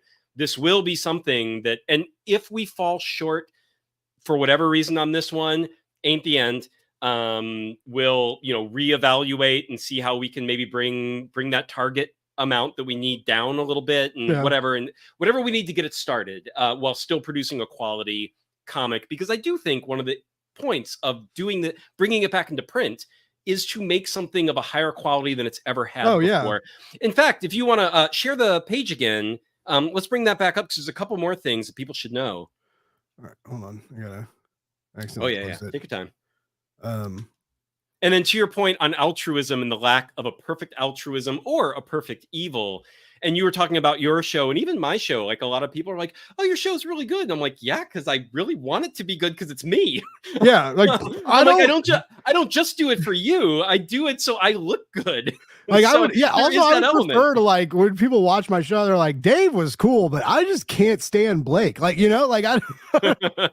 You're never gonna make it on the internet if you're an unlikable twat burger. No, but wow, why the fuck did I say that? Anyway, real quick, I want to go Children back, of the 90s. Before we bring the campaigns back up, I got the campaign. I said campaigns and combined campaign and page just now. But I like the campaign that should page, be a word. It's like champagne. Yeah. Champagne or mange if you're a disgusting dog that someone forgot about on the side of the road. But that's not what this campaign is. Anyways, my coworker Cole said he likes to cook rocks. Oh, I thought this was a crack. I don't know, the hot dog. Yeah. The hot dog. Okay, I thought we were talking about crack. I got excited. I'm just kidding. Crack. No one should get excited. Oh, keep going with the hot dog comments. I've been reading them as we've been going. Yeah, no, that's why I wanted. Places. All right, so we got places. We got the pan. Don't badmouth the cheese dog. All right. Well, I mean, what can happen when you're drunk? Lots of weird things. Cold cheese nugget was all right. We got that. We've been here. Fried bologna. All right. We got Chris hopped in. What's up, Chris? Hey, Chris. This bee eats hot dogs, Miss Katie. I tell you that much. I don't remember when we started talking about honey, but I will tell you that Mike's hot honey on a toasted bun on a hot dog is pretty Mike's solid. Hot honey's good shit. And I guess Hot Ones, that YouTube show with the wings, I guess they have their own hot honey that's a little more expensive, but it's spicier, and I guess it's better. That's what I've heard. I don't know. Okay. I mean, they got the cred, so I hope they make something good. Yeah. All right, so the chat seems to like honey hot dogs. We got the honey glazed man, Katie, you should write hot dog copy. I'm not gonna lie. You should, all right, hot dogs, but thanks, Katie. I'm always happy to have you in the chat. Also, it was awesome watching Neurocron on your show last night. You guys had a good chat. That was fun. Cali Comics says, I heard this was the new Glizzy gang. Yes. All right. Jesus Christ, you guys talk about hot dogs, huh? All right. I told you it goes the hot dogs. No, we still haven't recovered. A little bird named Baby told me to show. Well, hey, Lady Fantastic, I'm really glad a bird or a bee or anthropomorphic hot dog told you to get here. However you get to the chat, we appreciate you. So thanks for coming. I want to take some hot dogs to the donut shop. Hey, why not? Because they make donut cheeseburgers now. You have a donut glizzy. Why not? Or like a Long John glizzy, like slide that cream filled Long John down the middle and just slap a fucking sizzly wiener in there. Let's go. Why not? Why not? Why not? Is heaven wiener shaped? No, heaven's not that cool. Hell is shaped like a wiener, baby. I'll tell you that much. All right. Hi, saying hi, Cole, Caroline, people. All right, what's happening? All right, yeah, Bible Belt. Yeah, it's great to live. This is why I don't do the chats. This is just a side rail in the conversation. This is Charge the baptism being Baptist. Yeah, Baptist being Baptist. Oh my god, yeah. I had a friend who was Baptist. When I was younger, and like when they started doing the mixers, like the school dances, like like we would have like our school dances, and then like and you do like the awkward like slow dance with like the cute girl from the other school, and you guys like bob back and forth, and then you buy her a Coke and a Snicker. You're like, "What's up, girl? I spent $1.50 on you." And then she's like, "Oh my god, you're everything I dreamed of, Blake." You're like, "What's up, girl?" But that's my Snickers. Thank you. Yeah. You're like, hey, guess what? I'm hungry and I'm not waiting. Right. No, you can hold it, but you got to give it back. Yeah, you can hold it, but you got to feed it to me. No. My grade school dances were really weird, if you guys can't tell. No, but my buddy was Baptist, and his school dances, they like upped the production and had like they'd have like a band and a fancy dinner, and everybody got dressed up, and they wore like almost prom level attire, but they weren't allowed to dance. So like the couple, you take your date into the gymnasium, and they made it look like a fancy restaurant, and you sit down to eat, and they play fancy music, but yeah, because they were Baptists, they weren't allowed to dance, because once you start dancing, you start fucking, which is unfortunate, because no one told the girls that I went to grade school with that ever. Like they all went on to want, or they were dancing with other guys. I guess they just the girls I did. I wasn't having that kind of fun in grade school. All the boys became gay. All the women went on to live loose lives. Yeah.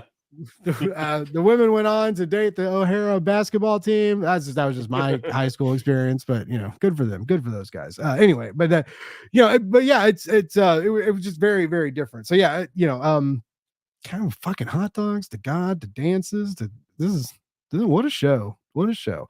Yeah, people don't ever educate themselves. That's part of the problem. Also, people don't like to talk. In the Apocrypha. Yeah. Christopher Hitchens was Christopher Hitchens.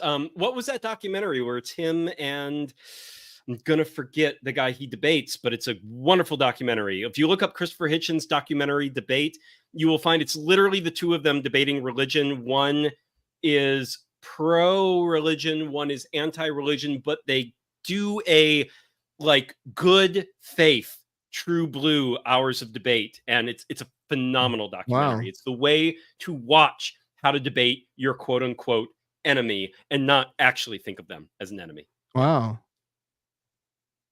Because usually when like you get asked to debate, that's like never, come on my channel and let's have a debate. No, I'll go die in a corner. That sounds way better. Like I'm gonna go back to church instead of do that. Actually, I actually did take up girl with the mega fists. I'm gonna no. I'm gonna forget his name. Tyler. Yeah. Tyler. Thank you. I was thinking Travis. I'm like, it's not Travis. It's the other controversial artist. Yeah. Yes. So I actually came on his show to do a goodwill debate with him. Really? It went well. Yeah, it actually did. Wow. I was on his show unofficially. Like mine. He showed some tweets I wrote and told who I was. Oh. He was like, "This guy's a fucking hypocrite," and I was like, "All right, whatever." I didn't get as bad as other people, so I was like, "I'll take the hypocrite." He said that. He said that. And he moved on, so that was fine. All right. K-pop. Katie says we should recreate hot ones with hot dogs. Let's do it. Yes. I've been saying we gotta bring hot dogs back to streaming. Cole and I tried to do it with Weenie Olies one night, and it didn't catch on. Now Cole does frisbee golf, and I made him eat it. Do we actually call it hot wieners? Oh my, we gotta now. We gotta. or scalding dogs. Hot wieners or scalding dogs, one of the two. This is scalding dogs, not bad. But yeah, no, that's I love how so many people I talk to online love comics and hot dogs. It's a strange, interesting combo. I mean, I guess I mean, why not? There's weirder shit, Dave. There is. I mean, I guess it's like as much as we do that, like, and we both know comics are literature, but it's like bargain literature and bargain diet, bargain food, Yeah. kind of thing. It's like they kind of go hand in hand in their way. That's true. But you By can the way, still, when you can did still you have a brilliant hot dog and a brilliant comic. So That's true. That's true.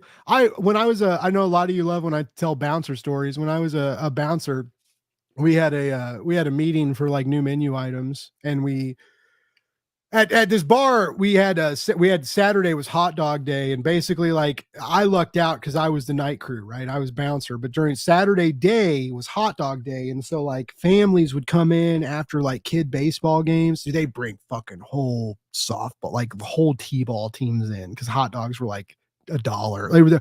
You get really good hot dogs for like $3. Like, dude, we had like mac and cheese hot dogs. We had these crazy menu hot dogs. Actually sounds good. It was Gouda mac and cheese bacon bits on a hot dog. Is very solid. It was very solid. I mean, heart attack, but yes. Yeah, like you're not going to lose weight or live forever eating it. But right.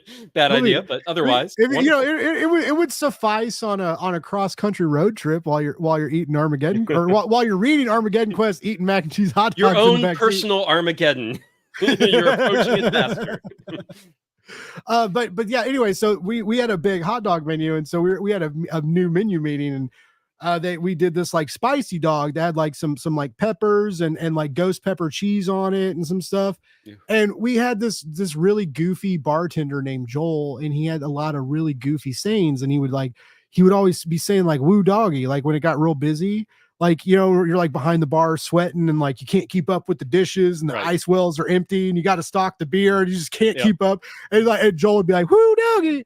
And so we came up with this like spicy hot dog, and we're like, what should we call it? And I was like, you got to call it the Woo Doggy. And they totally did. And so anyway, so yeah, I named a menu item right before the bar fired me, and I'm pretty sure it's still on there. So that's cool, guys. But anyway, no, they had to take everything from you. My God, I deserved it. I was some fucking idiot. I was being an idiot. I deserved it. It's fine. I had a lot of fun, but I'm very, very glad to be in comics now. Sure. Like Joel never hits me. I never get punched in the face. Like no one gets mad. If I get mad and hit like, first of all, like you can't hit a client. So like, it's not like I'm like throwing down with clients, but like if someone ever tries to like fight your boss and you get in a tussle outside and someone hits their head, you don't have to like go to court and be scared you're going to jail. That happened too. Anyway, regardless. Anyways, I brought up this Kickstarter page again. What would you like to show, Dave? Yes. So if you scroll down a little bit further, I believe, yes, keep scrolling down past the sample pages. Okay.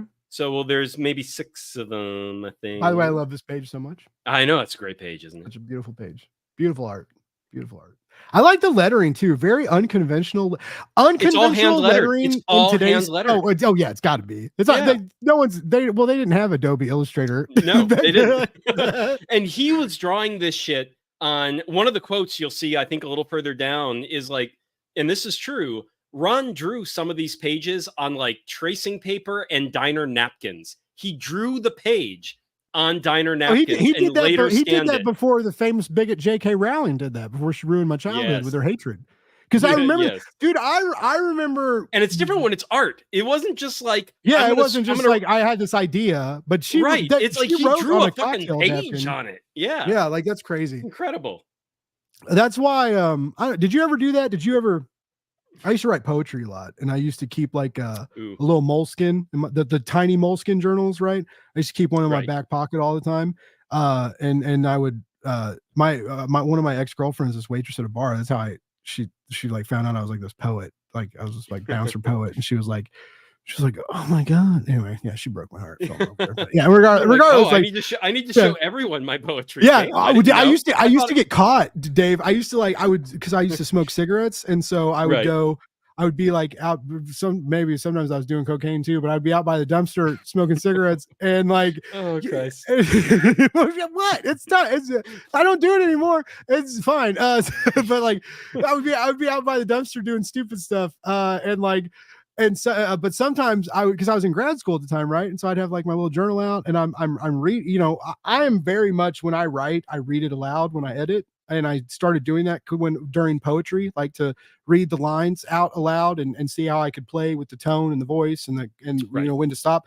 And I very much started doing that when I write prose or really when I write anything. When I write a fucking Right. Kickstarter update for a client, I read it aloud when I get done. And honestly, I'm so happy you do that, because I think there are so many writers who start writing in more like script format. So whether it's comics or movies, Oh yeah, TV or anything like that. So it's like a script format, which is totally different ballpark.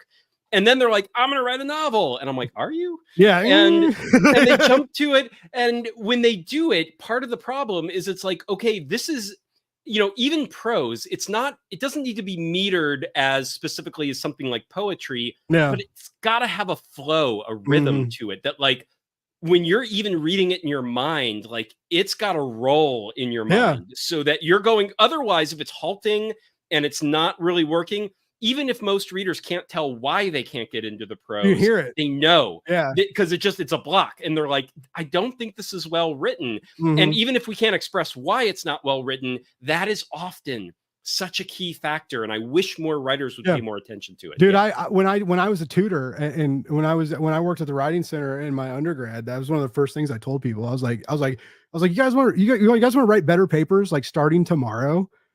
After you write your first draft, read it aloud, edit while you read it aloud. You'll be like, oh, I need a comma here. Oh, these are two different sentences. That's a hard stop. I got to put a period here. You'll hear it. You'll know, like you may not know what the independent clause is. You may not know why you need a comma after that introductory phrase, but your brain knows how people sound. Knows how to pause it. And you'll hear that pause. You'll hear that cut. You'll hear that hard stop. And yeah, a lot of people were like, "Oh my God, Blake, you're fucking genius." And then like when I in writing workshops in grad school, people were like, "Blake, you write dialogue really well." And part of it was I was like, well, part of it is I work in this bar all like 5-6 nights a week. Right. I'm listening to people. All I do is listen to people. Yeah. Like, and I listen to people that get in there, right? That come in sober and go off the rails. I'm listening to people that I know, like cool regulars that tell cool stories, that like us, that we like talking to, right? Like they keep us intrigued and distract us from the ramble, right? And then I'm hearing like I'm hearing stories I've never heard before from strangers. And so when you hear you just start hearing all this and you appreciate different elements of the language, and that part you can't teach, unfortunately. But like I told everybody, I was like, especially like with every draft, I read a draft aloud, but I was like, especially with dialogue, like when I write a dialogue heavy scene, like that's how I edit. I read it. Like I'll read it and listen to some. I've even read when it was like heavy dialogue. I used to do these experimental, they were kind of prose poetry, but it was all dialogue, no descriptors. It was just lines of dialogue that told a story. What do they call that? Stream of consciousness. Almost yeah. And so like I used to kind of write like little kind of flash fiction kind of scenes in between flash fiction and poetry. But yeah, that like I would read the dialogue back and forth. And then sometimes when it was heavy dialogue and it was a lot of back and forth, I would record it like on my phone, and so I'd read it and then I would play it back and then I would edit it off the playback. Right. And when you're telling a football player to read their essay aloud and record it and then edit it, they're not going to fucking do it. But like, if you're having problems with this sentence or this paragraph, read it aloud and see what your ears do. So many people came back to me and they were like, that was really great advice. And I was like, yes. Thanks. Yeah. And I think there's some times where every once in a while, there's something that reads really well on the page, and that can work for prose. But again, with dialogue, you've got to like, there's so many movies you watch sometimes or TV shows where you're like, oh man, the director forced them to read what was on the page, didn't they? Kind of a thing, like rather than let the actors make it a little more natural for themselves, because you can always tell when someone's saying something that is perfect, a written word of dialogue, a written line of dialogue. And you're like, yeah, that sounds writerly. That does not sound like how people talk. And you've got to, depending on what it is you're writing and what it's for, you've got to have those distinctions between them. 100%. Yep. And see, not safe for work. It's not for kids. folks, not for kids. Yeah, finally we got some tasty bits here. But did you any thought in drafting your Kickstarter campaign with this subject matter? Or did you ever think about trying to do like a weird nudie cover or something? No. Remind me later to show you yeah. a cover that a client did with a character with a tail. Oh no! Oh no! I don't know if I want to remind you. You want to? You want to? I will. But I will say I am personally, and this is not like a judgment thing. This is just for me personally. Yeah. I just don't respond to TNA covers. I thought you were about to say I just don't respect them. Oh no! I don't. Nothing personal. I just don't fucking respect you, bud. No, I don't respect you. So for me, I think for Armageddonquest 2, I didn't want people to think they were getting a nudie comic because it's not in the traditional way. Okay. Like the way, especially what we expect from a comic like that in 2023 is just not what this comic is. And so I do need more hot dogs on my Kickstarter. It gets better. Now we're getting poetic with it. Wherefore art thou, hot dog? Sorry. I just totally derailed your I'm talking about my project rant, you asshole. But yeah, I do think that for the not safe for work in later issues, it does get more explicit. But even then, the nudity and explicitness in Armageddonquest is rarely pretty.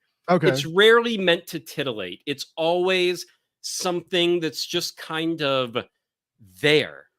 And sometimes that's exactly how I feel when I get naked, Dave. Right. It's never like sometimes pretty. People are just naked and they're like, it hopefully does the job, but it's really just there. Right. It's just Blake's just there. Just give him some participation points and a star sticker, slap him on the ass. He'll be happy. He'll be happy. Well, and I mentioned how Ron is kind of the free love hippie-ish kind of guy. Yeah. And that comes through a little bit in the way he handles sex, love, and nudity and whatnot in this comic, where he's just sort of like, yeah, people just let it all hang out sometimes. It's okay. Yeah. But it's like, they just do it. And it's there. And there's not, and then sometimes it's meant to be a romantic scene, if it is meant to be a romantic scene. Mm-hmm.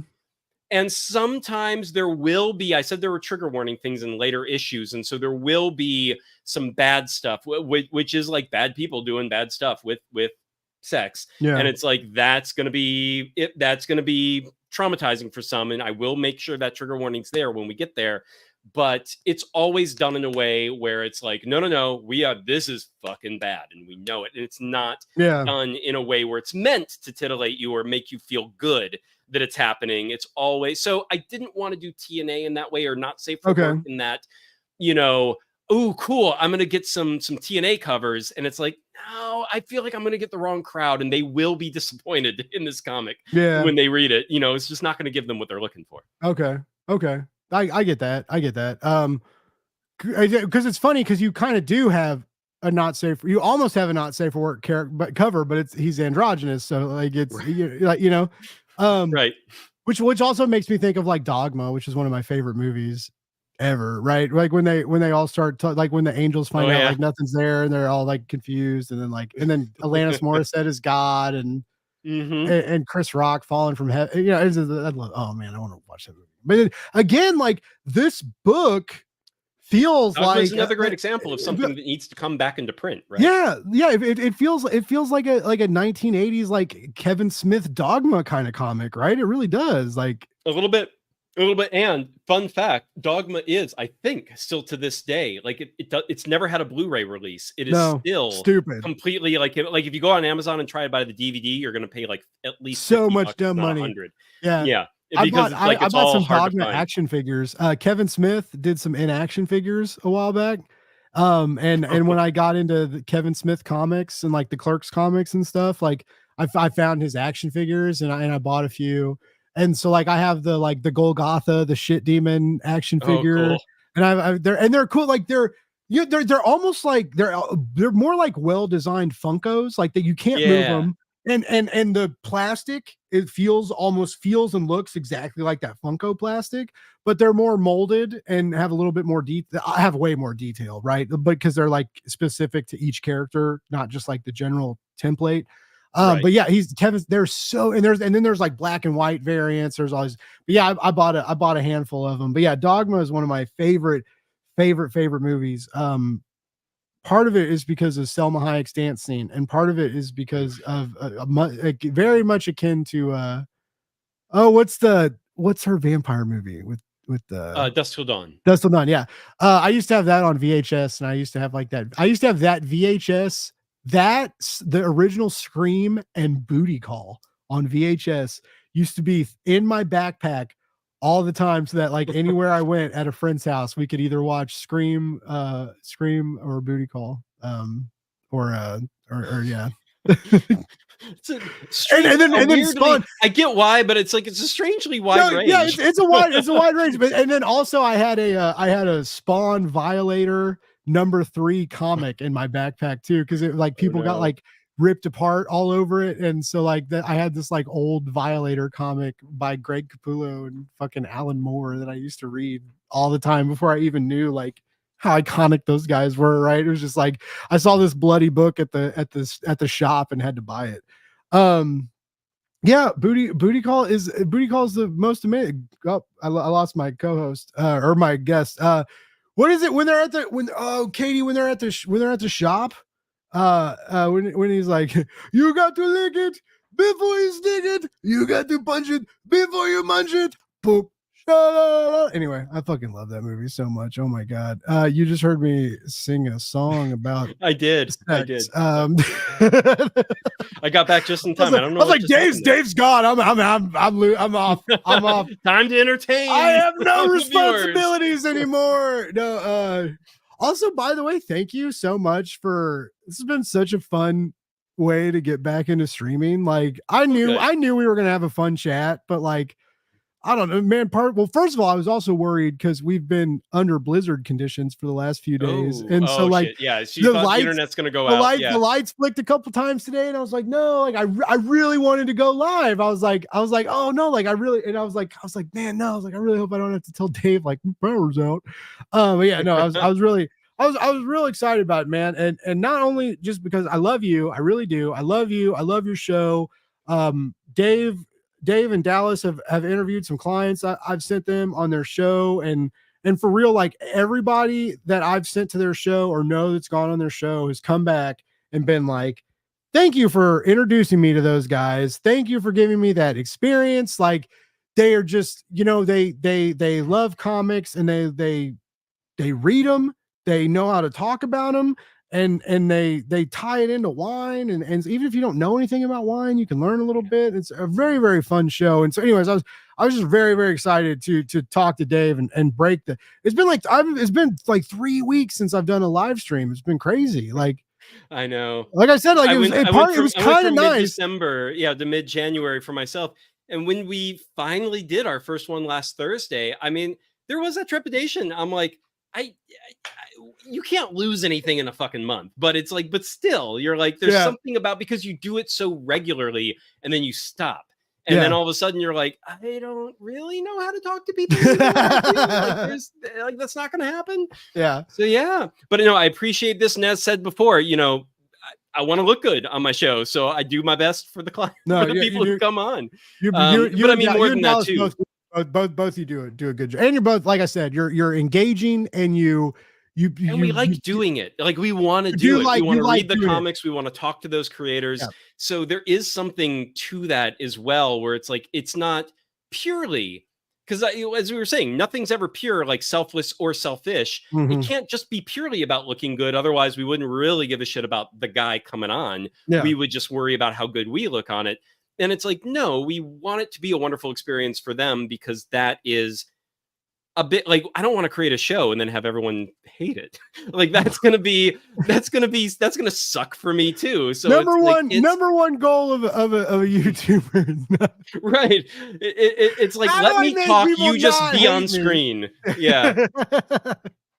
No, but again, like because people have told me this, so I'm sure they've told you this. because they've told me this about you. They've, you know, when so many people do these shows and it's like they blatantly only read one issue. Maybe they didn't even read that, right? Maybe they read a fucking solicit. Maybe they looked at some art, right? No, and so many hosts do the bare minimum for their guests, which is aggravating because yeah, a lot of our indie friends do those shows, but a lot of like big two people do those shows too. So a lot of these fucking outlets that have like way more subs than we do, way more traction than we do, and you know, maybe even some monetization options that we don't have. They're not even reading the comics of their guests. Like, and it's just like, what, like, why do this? It could be that because they have those bigger guests, it could be like the indie guys that they're giving the short shrift to because they're like, we have big two guys on, and then it's like the indie guy, it's like, we'll show up. Yeah, but you can come on and pitch, but I'm just gonna lay there. But that's always kind of bullshit too. Yeah, because the indie guy's gonna appreciate it a fuck what more than the big two person who's doing these all the time, and everyone's trying to please them likely. So like that's the point. To me, it's sort of like I can make someone's life really good for 1 to 2 hours and like something they probably don't experience that often. And that's why, I mean, I don't even read that much big two anymore. Like, I mean, hardly ever. Yeah, you cut back a lot over the last. A lot. I mean, I read. I will say. So I just got all of Danger Street from DC. If you're familiar with that's that fine. title. Yeah, like big stuff like that. But yeah, get the hardcovers when they come out. Like, you know, like there's. Yeah, I mean, I got those. Gonna read shit like that. Right. Yeah. Right. And it's like, but it's literally Tom like King could walk in this room right now, punch me in the face, take a piss on me while I'm sitting on the floor, and I'll still pick myself up and be like, "You did a great job pissing on me, Tom King." Right. Well, please come on my show and do an interview. This will actually be the first Tom King. I haven't read any of it yet. I got it just because of your first TK experience. Yes. I've never read any Tom King. Oh, I'm excited for you. Yeah, so you might hate him. You might hate him too, though. But I might hate him. I've heard he's very divisive in that regard. Yeah, he is. So I'm like, but the idea behind the series and the characters they were, you know, the team they had, I was like, this is my thing through and through. So I'm gonna fuck it, caution to the wind. I'm buying all 12. I'm gonna pre-order them to support a series as quirky as this. Nice. And then once I have them all, I just got issue 12 yesterday. I went and picked it up. And so it's like somewhere in the next month or so, I will sit down and read all 12 all through and see what I think. But this will also be my first DC comic in fucking years and years. Wow. So yeah, I don't really do it. Like the indie scene is what I give a shit about. Yeah. Even as a reader. So that's what I want to be doing with my show predominantly. We'll see where it goes. I mean, there might. Yeah. When you think about like same. growth I love it. I love indie people too. I probably will have to go there eventually. Yeah. But we'll you know cross that Rubicon. If Tom King DMs you after this, and he's like, I saw you on Blake's Buzz. You want to have me on the? I like wine. You want to talk Danger Street on wine? Like, exactly. Like, sorry, Tom. We only cover indie books. Go fuck yourself. Like, you want to write an indie book, Tom? Let me know when you write an indie book, and I will make. He's right. He's doing and I will make that's time for you. He's got a Dark Horse and a Boom book out. Dark Horse is coming. Boom is out. He did that Strays book. But no, dude, it's the same way. I fucking sold out. I will say though that at least when like Brian Bendis came on my show, it was for an indie title. Like, I talked to him about Daredevil the whole time, but it was for an indie title. Well, and I will say Bendis at least is a true blue. Like that's where he started. Yeah, so yeah. Even though it's been a long time since he's really been in like that's where he's going back too. Like he doesn't seem to have much of an. He's like, oh yeah, it's great seeing Echo, new show, happy, love David Mack, happy for him. You know, oh yeah, my time at DC, Superman, the big crossover is great, dude. He's fucking stoked to be back in indies. He's like, yeah, me and Alex been a workhorse at the big two. I stopped reading a long time ago, but I still see how much output. Yeah. He fucking had, so and I'm just like, Jesus Christ. Yeah. Yeah. He's like, I mean, he was like I feel like Cullen Bunn is sort of like overtaking him now with like the sheer number of titles, even though not big two so much with Cullen Bunn. No, but Cullen Bunn's he's insane. I know. Like there are those creators where I'm just like, stop 1 month. Yeah. No take a tolerance break. Fucking month. No title. Dude. No, but I mean, we joke, but and I've interviewed Cullen.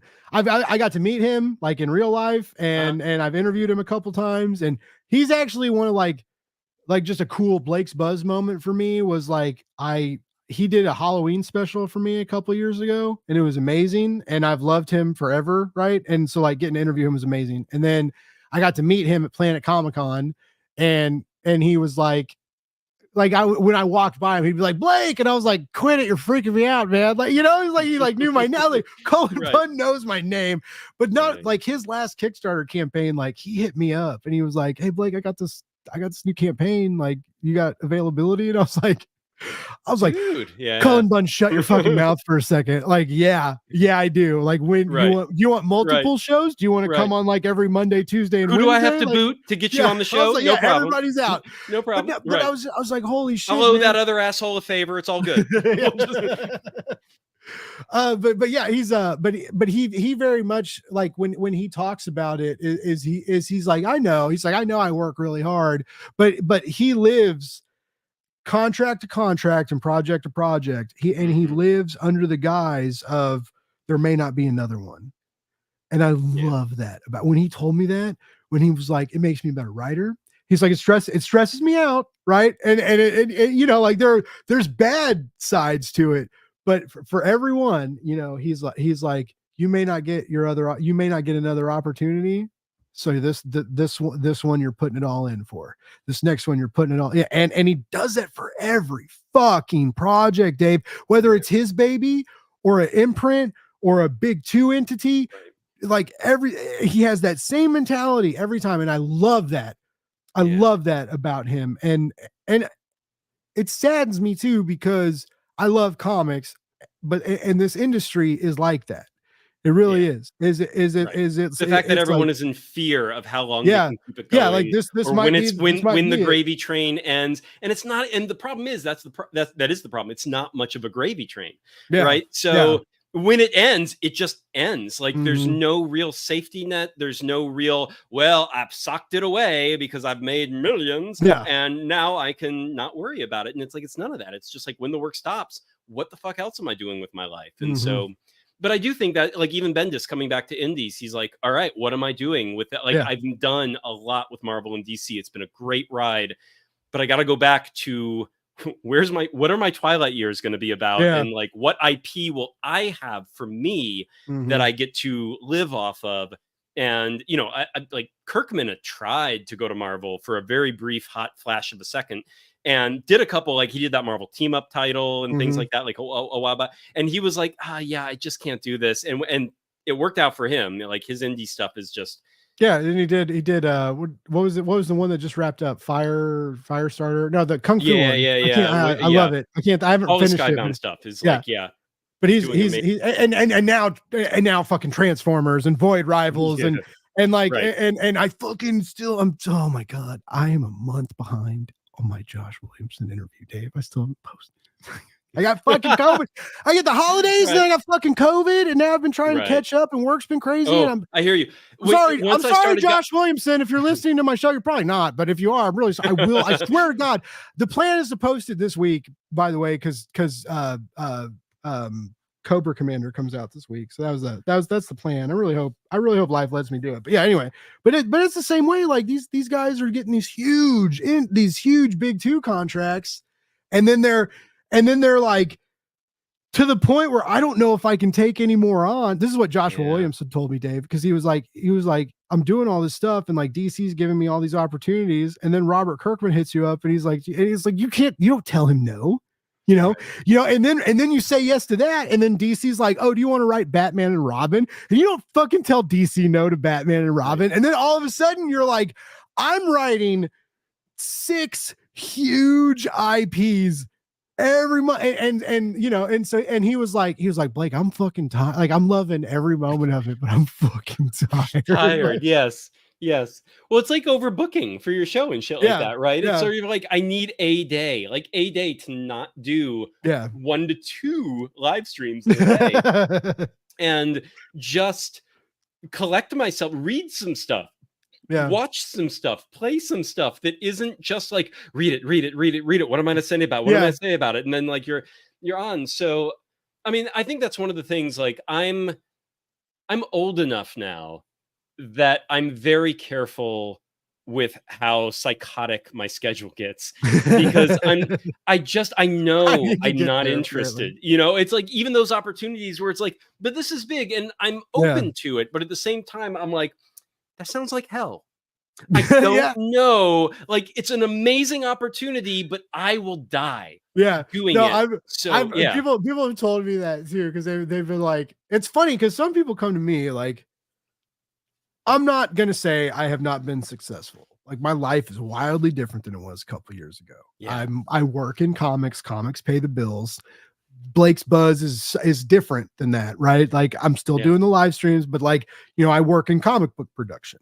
And I do some PR and stuff. And so like, you know, I'm not gonna say that like it didn't change me, but it was still weird, you know. It just it, it's a weird life, but yeah, even when like you have like when you luck out like me, like Yeah. sometimes you get to the point, Dave, where, and I'm sure you've been there, like especially when you know your show is still fairly new, right? Like Right. you know, like you're still pushing, you know, trying to get like your core group of people that Mhm. like yeah, I'm tuning in Mhm. every week no matter what, you know, Right. like Right. and you know you you find these moments, and then yeah, like it's like some, you know, it's like sometimes you get tired or you get distracted or you get, you know, you get something, and but anyways, long story short, like, you know, a lot of times like I'm, you know, I get really bad about that, and I'm like, I look at other people's success and judge my success off of Right. that. Right. um and then when I do that, I forget. People love to remind me because I get caught up in metrics and I get pissed Right. maybe about them. And I get salty as fuck about them. And I'm like, no one watches my show. And sometimes it scares me. Right. Right. And it's like, Right. you know, like, is it, because it does, like, I Right. want to And do this forever. I really do right. want to do this forever, even though I bitch about it a lot. But like, you Right. know, if there was, you know, if there came a day, like, no matter how much you love doing it, even if you log on every Y Friday and no one's watching you, eventually you're not going to do It it. You know, feels like right. if you're looking at Right. that number and it's always zero, Right. you know, Well, and but it's I like, also think you're gonna have those ebb and flows, and they're that's just true. Yeah. there's no like you're at the top of like you just had your biggest shows ever, you just got the most views ever, you just got your most new subscribers ever, and then And then that I is took 2 months followed off for right. 2024 and now it's start all over Right. Now again. starting over. But it's like, but then you're gonna have that day where you're like, wait, I'm a success now. How is no one watching Yeah. this particular show? And it's like, it's that week. It's that Yeah. like some like I watch your show when I can, but sometimes sometimes I'm on my own show. Yeah. Sometimes I'm Yeah. doing and it's like, and so I miss them. And Sometimes I you watch just your don't know show for a who you few minutes before my show starts. And then right, like, exactly. And so you don't know where your audience is all the yeah. time, or like life. We're all doing other jobs or other things, Yeah. families, whatnot. And it's like today I'm doing family shit and I can't come watch the Mhm. show.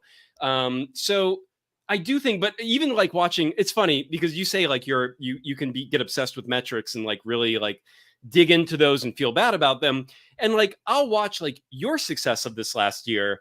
And sometimes the amount of overwork that you're doing, I'm like, ooh, whew, better him than me. You know, I'm like, I'm not ready for that. I Yeah. am baby No, it's a stepping. I lot. am just getting started. Dude, No it's a way. lot. Right. It gets heavy. It gets heavy sometimes. But I will say this: even when I get stressed and when it freaks me out, and when I started, you know, like earlier this year, I started smoking again, and I had to quit Right. Right. smoking again. Right. Which I did, and I'm still not smoking. But anyway, well, I Good. I'm Yeah. smoking a little As bit best more. you can. Best you I'm can. smoking more weed now, but I'm drinking less. So that's I good. mean, weed smoking is. I mean, that's the jury's more out on Yeah, you know but it's the health for benefits yeah, are yeah, far better than with weed drinking. smoke. So Yeah, so yeah, go with yeah. that. Go with that. But anyways, regardless, you know, it's just you know, I've noticed it sometimes too, where I'm just like, you know, it's like fuck, I do, you know, I do a lot of shit. But I will say that like my old job that took advantage of me, Yeah.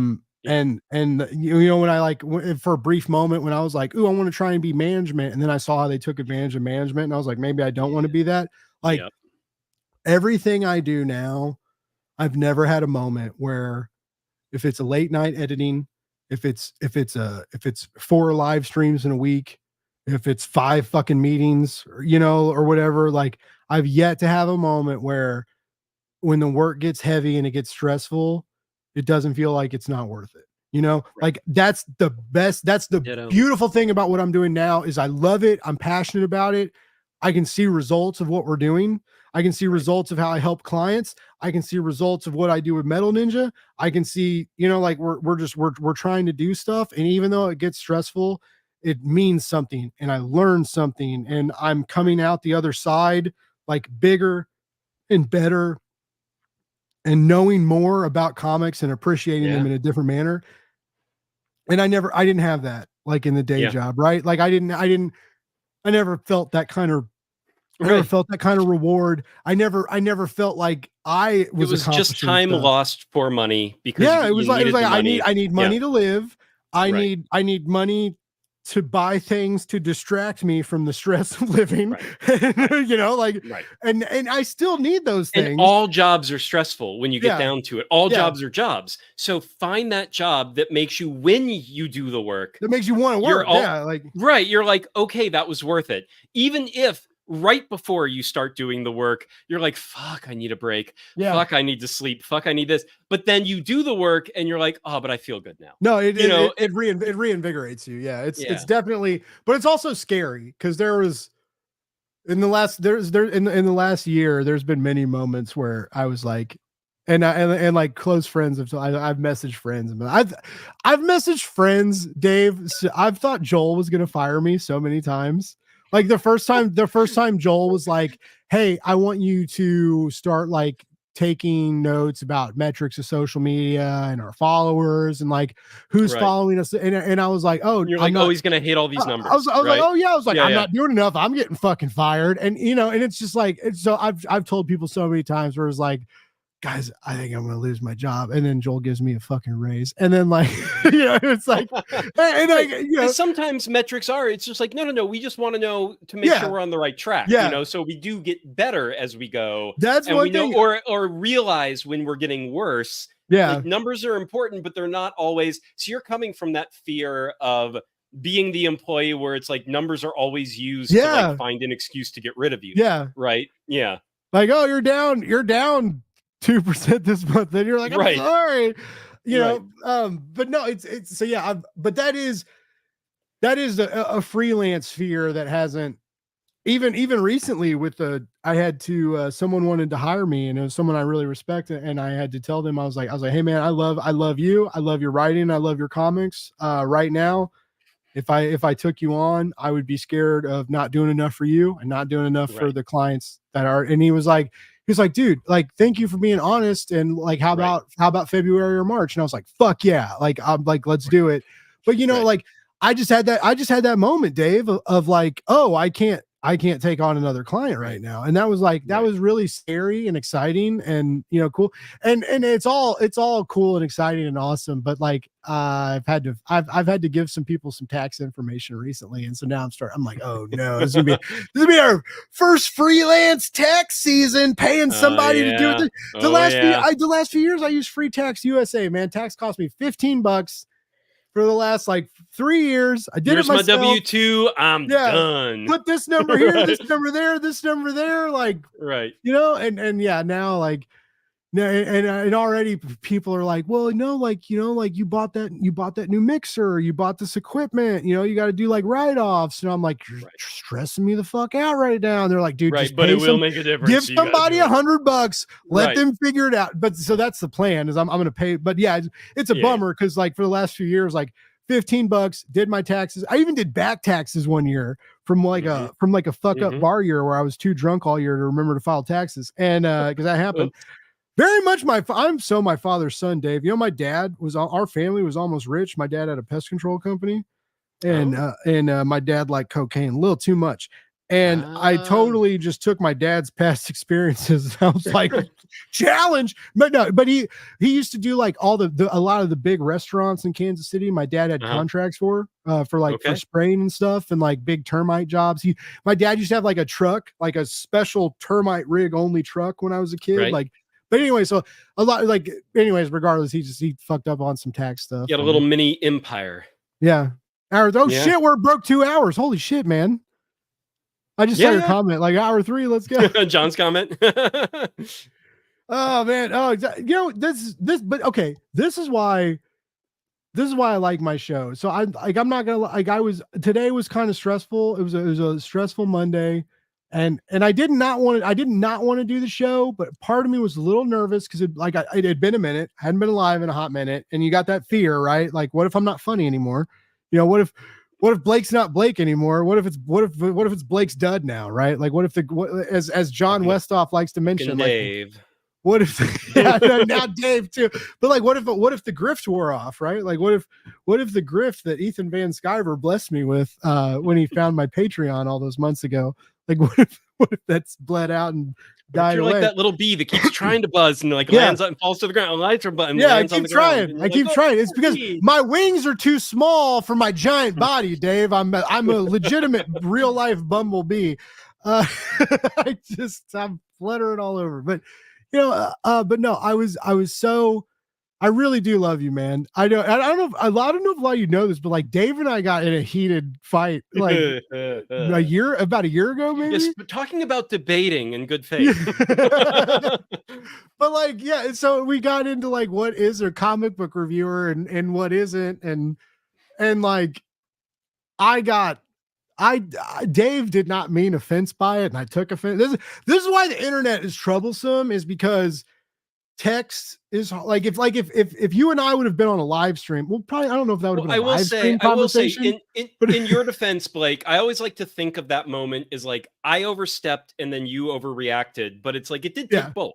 Yeah, you know, moments. But I did I got mad. Like I typical Blake fashion. My mom is Italian. My dad is Irish. I get angry. And like, that's just like one of the best things. I can cook, I can drink, and I can get fucking angry. And like, these are the 3 things I'm good. Anyways, like, but yeah. And I'm so glad that like both Dave and me and our friends reminded all of us, like, I'm pretty sure we're all friends here, guys. Like, you know, it's like, right.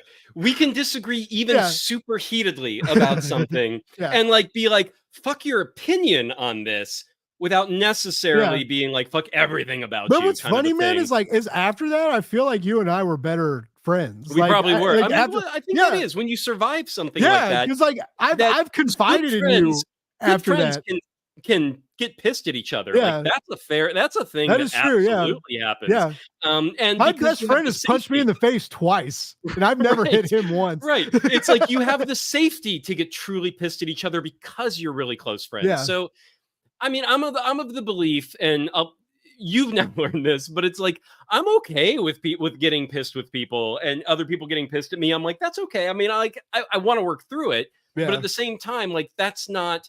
You're not persona non grata because you got pissed or because I pissed you off or even fairly pissed you off. It's like I took a step back from that situation too and was like, okay, that was not the audience for this thought that I shot out there. Yeah. Like that was my bad. Like there. But then I was also like, Dave is literally telling you like, you're not a bad writer and you're writing good articles. I just think that there's a difference in what you're doing. And so like, yeah, both of us. Yeah. And so for everyone listening, it was a debate between like, you know, what is a reviewer and what isn't. Yeah. Like, right. And it's like, if you're never going to be negative about something, like even constructively or something, like, it's like, you know, I feel because there are other industries of review where it's like if like a movie reviewer doesn't like a movie, and I know movie reviews these days online with Rotten Tomatoes and shit, it's a little different. It's so different. Yeah, controversy. You're in a hot territory right now.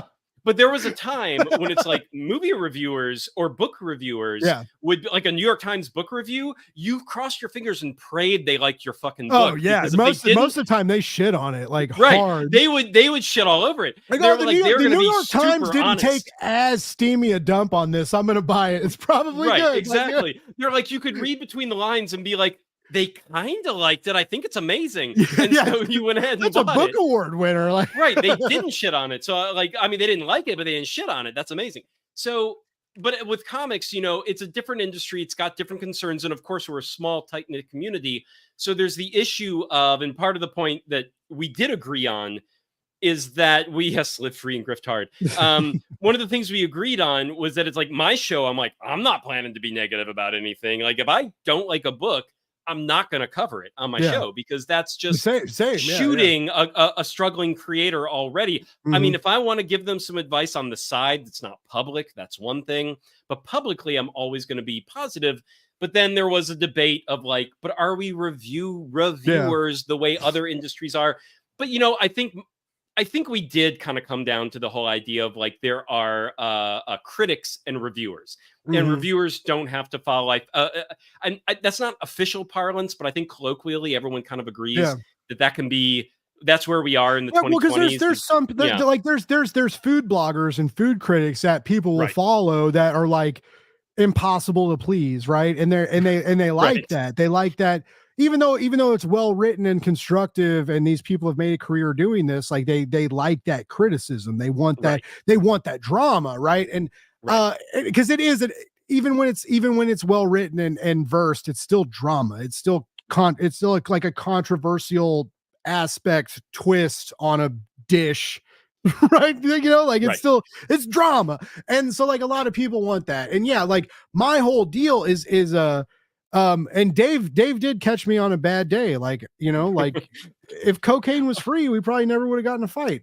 Hashtag government, fix your problems. No, but yeah, like, but you never know when you wade into social media conversations. I thought you were about to say like, you never know when you on this talk to topic. La, la, la, la, la. And I'm like, oh, what was I thinking? Son of a bitch. But also like, you know, especially like in today's, because dude, you have a show, you get it. Like, we could put a different face on ourselves and and wear a different mask for our live streams and social media presences. And we could probably be different people that a lot of people wouldn't like, but get way more clicks, way more watches, and boost our metrics, at least for a short time. Right. Because those, you don't get loyal subscribers with that, but you get quick and easy subscribers. So like, you know, we could rebrand ourselves. Unfortunately, a small, very hard and core fan base that no one wants to associate with, but they're yours. Exactly. You know, and both of us took a similar route where it was like, no, like I want to lift people up, and I want to love comics, and I want to talk about loving comics, and I want to fucking live free and hot dog, you know, and I just want to fucking hang out with Katie all the time. And I'm sorry, I'm going to say it. Get weird and say it. I'm just fuck. All right. I just told all my secrets online. Now I'm stuck. But you know, it's like, you know, we could have rebranded ourselves and took a quick and easy way out. And I think both of us did something similar in that we were like, no, like we both love indie comics. We both love literature. We both have like really extensive backgrounds in it. Both like mine's, well, you did the editorial side too, but mine's like editorial creative, and yours is editorial creative and oh my God, clerical, like, because you were like the literary agent stuff, right? And so like we both have like an extensive background that a lot of people don't have. Like, a lot of people aren't dumb enough to try and pursue what we both did. Like, it's no shit. Right? Like, come on, man. Like, you know, no one grows up. I want to be a literary agent. If you do, like, you're God bless you. But like, you know, like, right. You're more like, ooh, I mean, again, kind of like the show. It's like, I could help people if I do that. Does it pay? I'm gonna find out. You know, and here we go. Yeah. But so you know, like we both tackled this medium that we're both heavily enraptured in two different ways. But anyways, again, very long story short, like I would have been I would have missed out. I would have missed out on a lot of stuff if I would have said fuck you, Dave, and never talked to you again. Especially after that, because we talked. I don't know if I would have let you. You would have been like, quit being mad at me, Blake. We're still friends. La la la la la. I'm still typing to you, and you would have been like, "Oh, fucking that guy again." But then over time, you would have been like, "You would have worn me down." You all right? Pissed me off in 2 months. Maybe I can talk to. Maybe I can heart one of his responses, here and there. We would have seen, but it would have been a longer road to hoe, and I'm glad we didn't have to go down that route.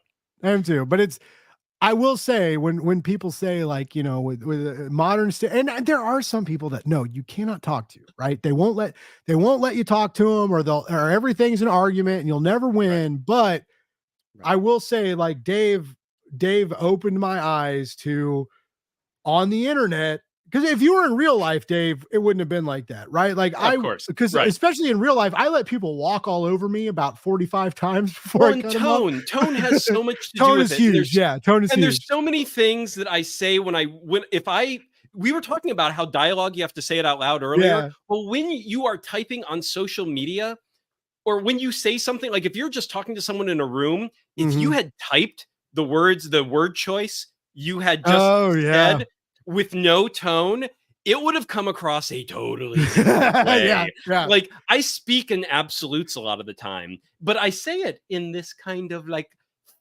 friendly tone to where people aren't taking it in this absolute way. They're like, well, I agree with some of that, but not this other thing. And they're okay with that because I didn't say it in this fuck you way. Yeah. But when online, it will always be a cheeseburger off my plate. Right.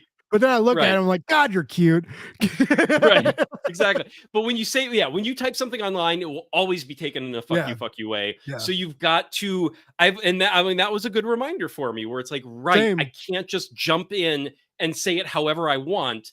I need to really be more careful and do it in phases so I can read the temperature of the conversation, and also and step back if I need to before I commit to the full statement. If you're on the other side of that, don't like always jump into the notion that like everybody's just always trying to attack you at your core. That's that's what I'm bad at. And when Dave was like, "What are you like? Are you this? Are you that?" And I was like, I remember there was one part where I was like, "I work really hard, man." I was like, "I do all this for the indie community." I'm like, "You work harder than me, of course you do." Shit on me on Twitter, no, but but it was just like, we get.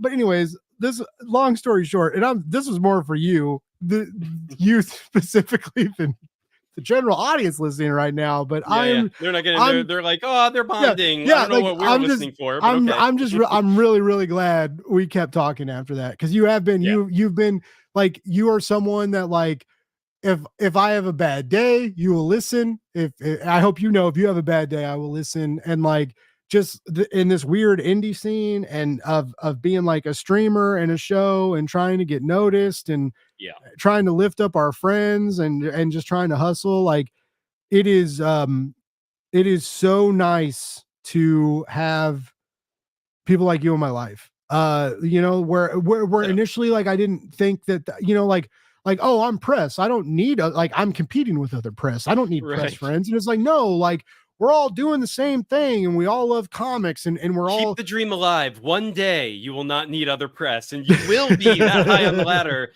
that you can be like, no, I have to fuck these other people or I will go down. But it's like, keep that dream alive, but we're not there yet. Yeah. But no, I'm really glad we were, and I'll blame Kevin Joseph for part of that, because he was very much, because I think part of it happened in his Discord too, and he was like, I don't want my friends to fight, and like, but it's it was just like, we had these, you're good people, and it was anyways, regardless, but long story short, like I said, let people vent, let people listen, and don't I'm a bridge burner, I'll admit it, but like, maybe wait half a second before you fucking napalm the village. Like, that's all, like, right. Hold it up, but hold on to it. Hold that pin in place, and just be like, I'm think about throwing it. Right, but it's like, don't pull it and then threaten, then pull it. And then you're better. Then you're in a better place. And if you pull it, don't throw it away. Oh my goodness. No, but yeah, I really do. I really do love you, man. And you're really good people. And I'm very excited to watch your campaign this next month. And I'm gonna shout all you fucking cowards out there who didn't show up day one, by the way. I'm gonna do this for you, Dave. Dave works fucking hard for the indie community. And I can say that because I work hard for it too. And Dave's one of them. Dallas isn't here, but Dave and Dallas work very hard on their show for the indie community. And the least you could do is share this campaign. A fucking retweet costs you nothing. A quote retweet saying, hey, this looks pretty cool and interesting, check it out, also costs you nothing. Though both of those things are free. And this is a cool project. And I mean, just think about all indie creators out there, all of you listening. How much would you love if in 20 years, 30 years, 40 years, someone finds an old book you wrote that came out at the wrong time, or that came out against a bigger title that sucked away the attention, and your book didn't get the attention it deserved, right? Like, how fucking thankful would you be if later on down the road, someone took their own money, their own time, their own perseverance, their own sweat and blood, and put that into your project to re-release it to another audience and give it another shot? That's what Dave Baxter's doing right now. That's a fucking indie creator with a fucking cape protecting a city, if I've ever seen one. Okay, folks. So like, give this a shot. Okay. I know money's tight for people. It's tight for me too. It really is. But like I said, you can share a campaign for free. You can share it with a comment also for free. And Dave's worth this. A cool project. It's a cool. The comic's worth your money, by the way, folks. It's worth your money. Right. But I will say, even like, you guys have just sat through a 2.5 hour live stream, and there's still people watching right now too. There's still people watching. So I will say, for those who have sat through a 2.5 hour live stream, go to the page, read the page. There's the video up top, which is 3 minutes. And there's a video where the original creator of Armageddonquest gets a 12-minute video. Watch that 12-minute video. If you can do 2.5 hours of live stream, you can do like the 20 minutes of looking at everything right on the page, and just see what you think. And then, retweet or share or pledge, whatever is within your means as you are. I mean, if you read everything and you watch everything and you're like, whoa, I did not like any of this. Awesome. Don't tell that too. Negative press is still good press. You're like, my religion thinks this is bad, man. Like, yeah, we would love tweets like that. We'll retweet them. We'll share them. Like, let's get the drama. Let's get the religious drama going. Let's get the right wing weirdos. You're religious. Go for it. Do us a favor. Yeah. Man, it's a real cool project. I think it's real cool what you're doing, and I think Wine and Comics is also cool. Like, just your. I don't know. I see a lot of what we're doing. It's similar. We're in the same ballpark, even though we're taking two different tacks, which is great because we shouldn't all be doing the exact same thing. That's true. Yeah, we all did the same thing. We'd be fucked. Right. I mean, there are a lot of shows out there which are pretty much all the exact same thing, and I think that was something I was very cognizant of when I decided I wanted to do a show as well.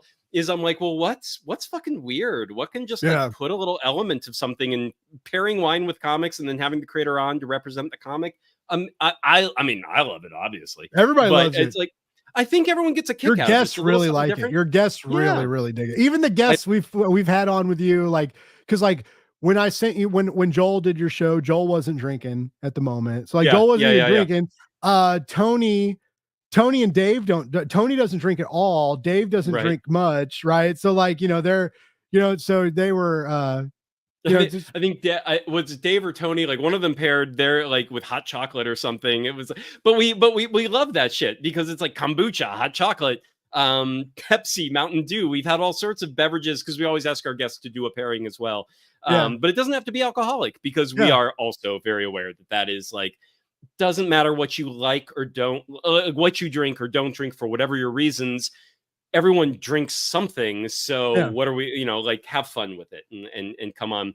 And I will say, to sort of help us close us out here, but make sure I'm mentioning everything pertinent. We have our next live stream tomorrow at the same time this one started. So if you guys want to look up Wine and Comics Pairing Show, you can't forget that title, folks. Who you got on It'll be You'll find it. We've got Michael Watson of Hot Shot. We're going to cover the entire series, 1 through 12, that has happened to date. As Blake said, most people don't read the first issue. We're reading the whole fucking series. I got to go read the final issues after this live stream because I still have one third left to go before we hit tomorrow. And then we actually, if you're in the LA area, probably none of you are, but if you are, I'm actually very happy and proud of I would this. love to go to this, dude. We have our first in-person wine and comics pairing happening at a winery here in LA. Oh, it's so cool. Where we're going to have 3 creators, Stephen Prince, Monster Matador, Jessica Mason of Mary Shelley's School for Monsters, and Christine Shin of Demon Bitch. They're all going to be selling their comics at the winery while we pair an entire flight of wines. And with all their of them are wildly fun. That's going to be such a good, especially if all of you are drinking wine and maybe I'm really hoping all of you are going to get a little lit. This could be dangerous, right? I'm hoping everybody gets a little lit up. I hope Christy Shin doesn't hate me. I was really busy. Stephen Prince introduced me to Christy Shin when I was repping his campaign, and she wanted to come on the show, and I couldn't get her on, and I was really sorry, and I tried, but I really hope she doesn't hate me, and I really respect. She's hilarious and beautiful and amazing and funny and super talented. And anyways, I'm so jealous, Dave. Like fucking, like. That's like a dream of mine. Like when I literally thought about that when I did Planet Comic Con last year, because I was like, that's the one thing I didn't do at Planet Comic Con last year was because I did open to close every day. So I didn't do the after parties because I was just fucking exhausted. My feet hurt and I was done. But I didn't hit up the bars and stuff. And so like so I bought the new Rode Podcaster Duo. I have the new mixer. Then I have a high powered battery pack that I bought so I can run the Rode on a battery pack. And I have the 2 wireless Rode Goes. So I have 2 wireless Rode mics.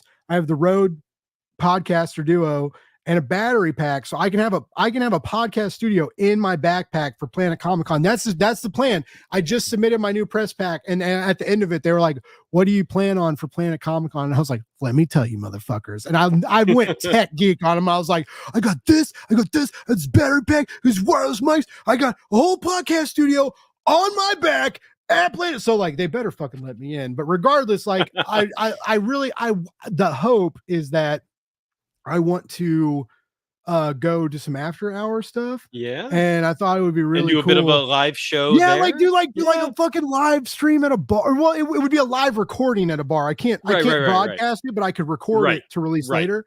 But yeah, the hope is that maybe I can get some creators to go party. That'd be a lot of fun because for people to see what those after parties are like a little bit. When they're not toxic, when no one's trying to like edited to show people in a good light, but still give people a flavor. What they're missing. Like BarCon can still be fun. It's not all just fucking everybody being creepy trying to ruin everybody's life, and so I really want to do that. But also I'm also hoping that my at booth interviews will sound and look better with the new stuff. So yeah, I got some new tech gear and new fun stuff. I want to do some cool, hopefully March. Like they let me in last year. I feel like they should let me. I did a little I'm sure they will. I did 13 interviews in a weekend last year. They should let me. Nothing but raising up, from where you were before. So it's like if they thought you were authentic and press and all that fun stuff last year, they shouldn't even know. They should know more now. So that's more of the stuff I would like to do. Like because I love this. I love these conversations, and I love, you guys know me, I like to drink, I like to have fun, and Dave has a wine podcast, and it's just like I like having a couple drinks and letting it spiral out. And I know sometimes I have more than a couple drinks. I've watched those episodes on the recap. Believe me, I've been there. But I know I'm bummed he's not drinking more on this one. I was like, come on, let's go. It's gone. I tried. I got it. Hold on. Hold on. I'm still here. Okay. Still here. Okay. Hold on. All right. Here. Secret. YouTube gets mad when you do this. Reveal party. Here we go. Hold on.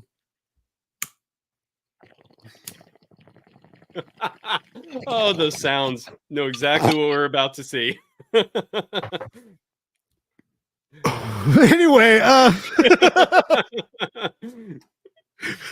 wanted to do that for an hour. All right. Oh, Christ. Sorry. All right. Anyway. Yep, that's right. Serves you right. Oh well, we got Katie's still talking. Oh wait, Katie's had Christy on. Yeah, Christy's amazing. Blast. And she won't. She won't get mad at me. All right, sweet. No, she won't hold a grudge. Nice.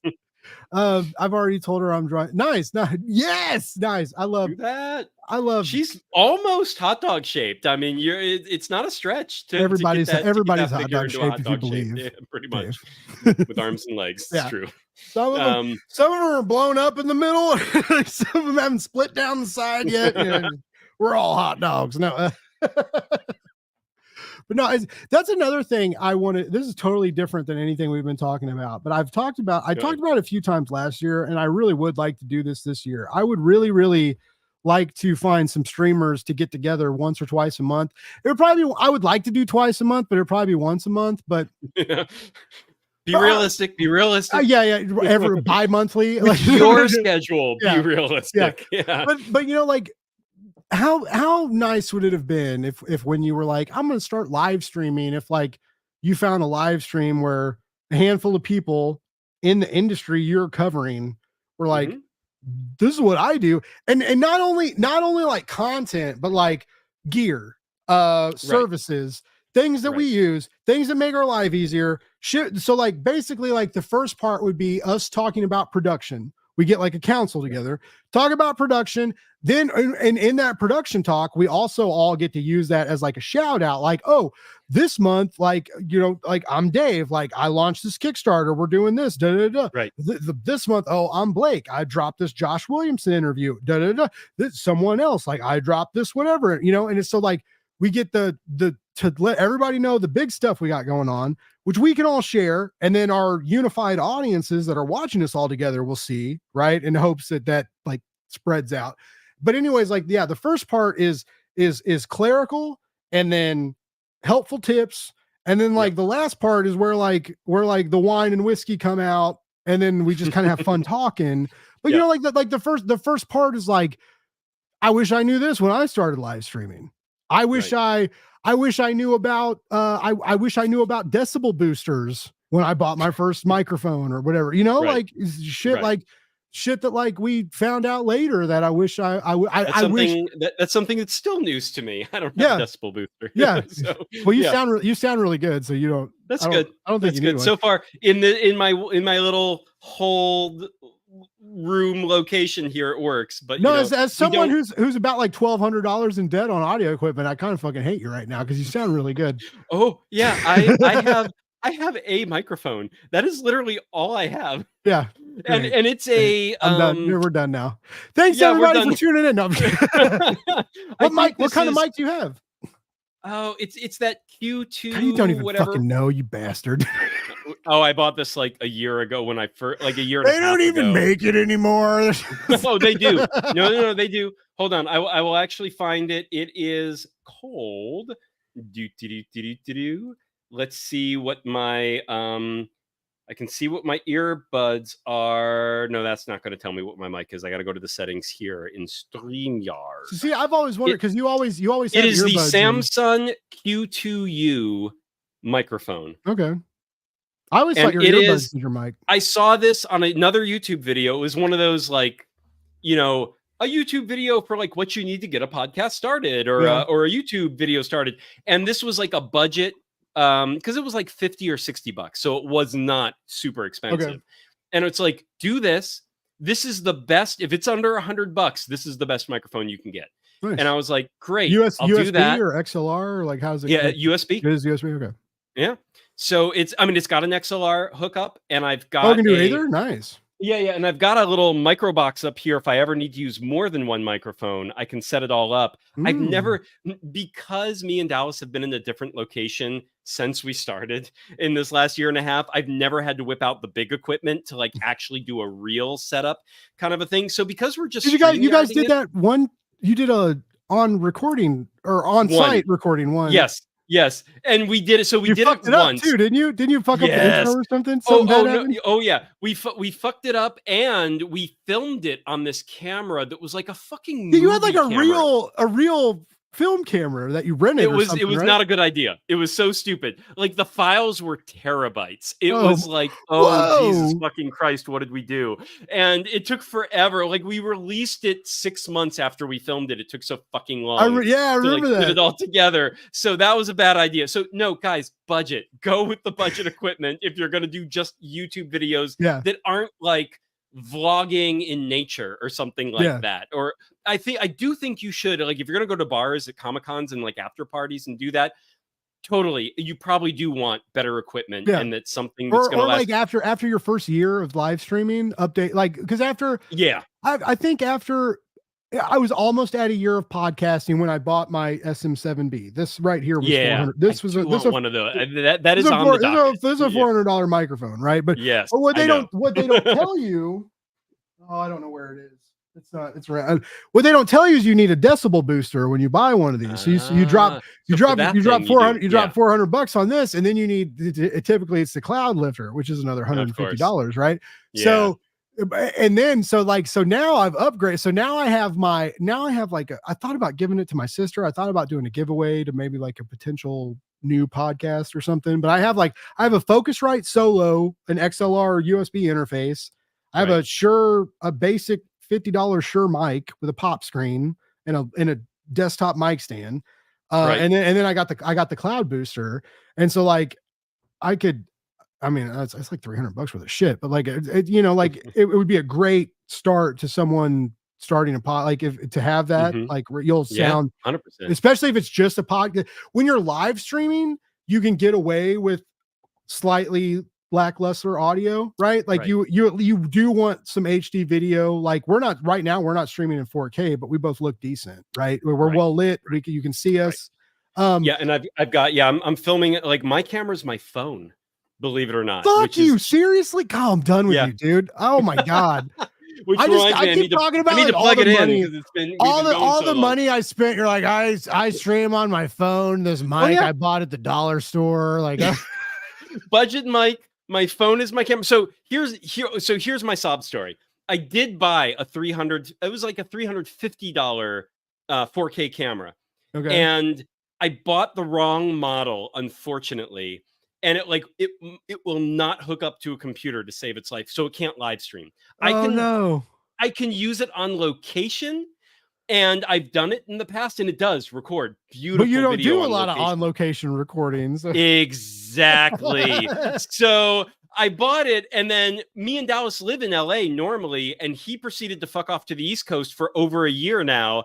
And I'm just like, well, it's useless. So I've just been using my phone ever since. And now I'm like, it's kind of okay, it's really good. Your phone look. So I have a Logitech Brio 4K webcam. Oh, so like I have an upgraded webcam.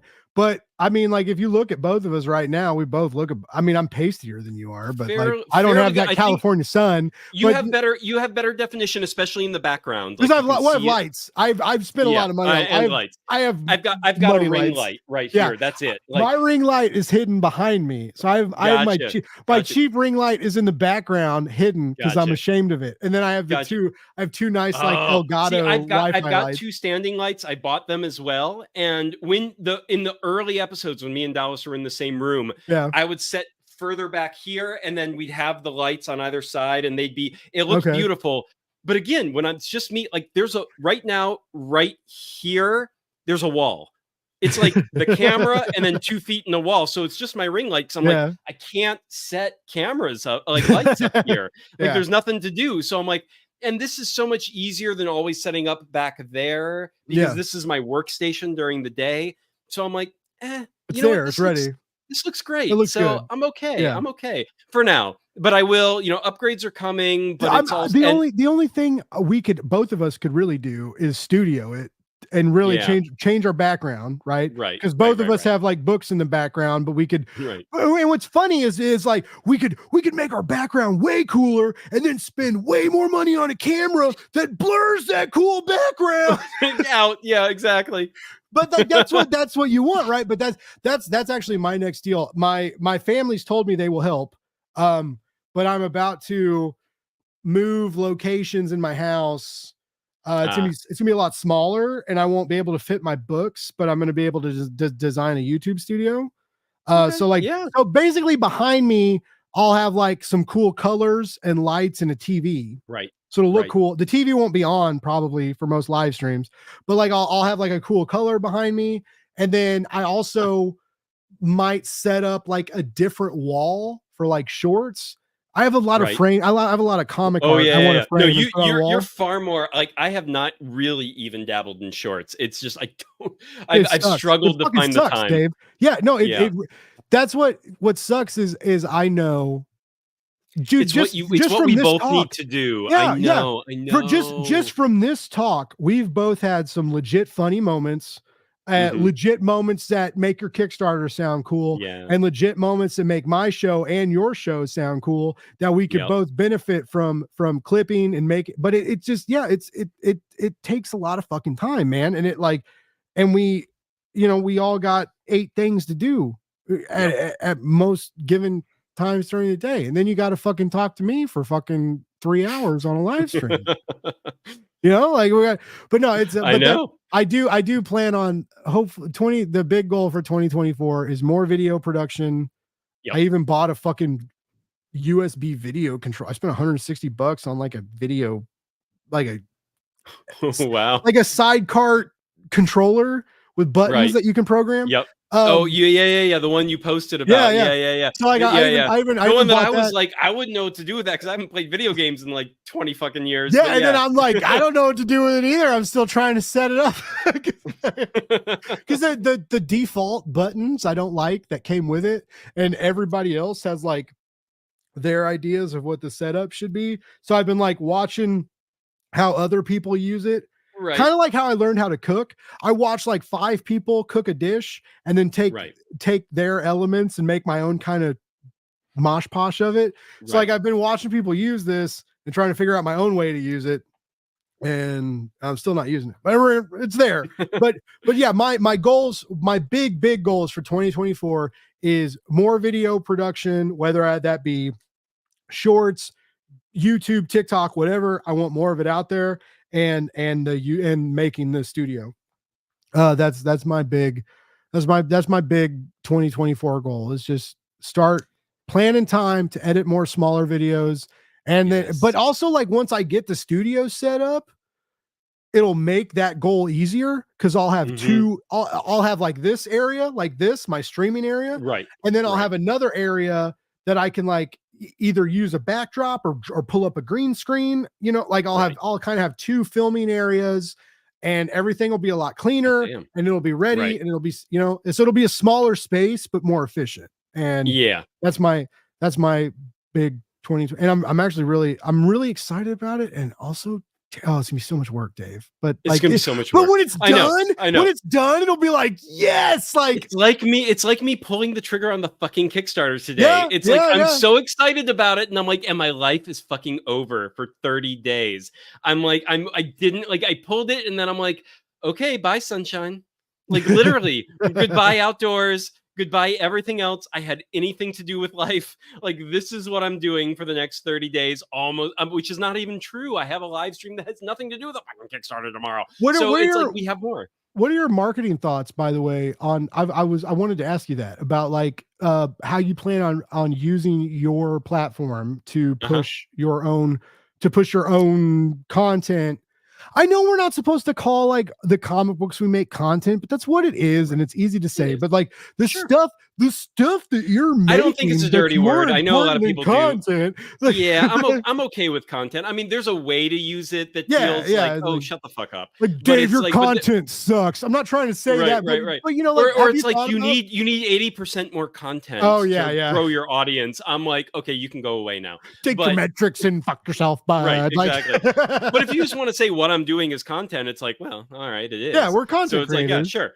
But have you thought about like how to use your platform and your live?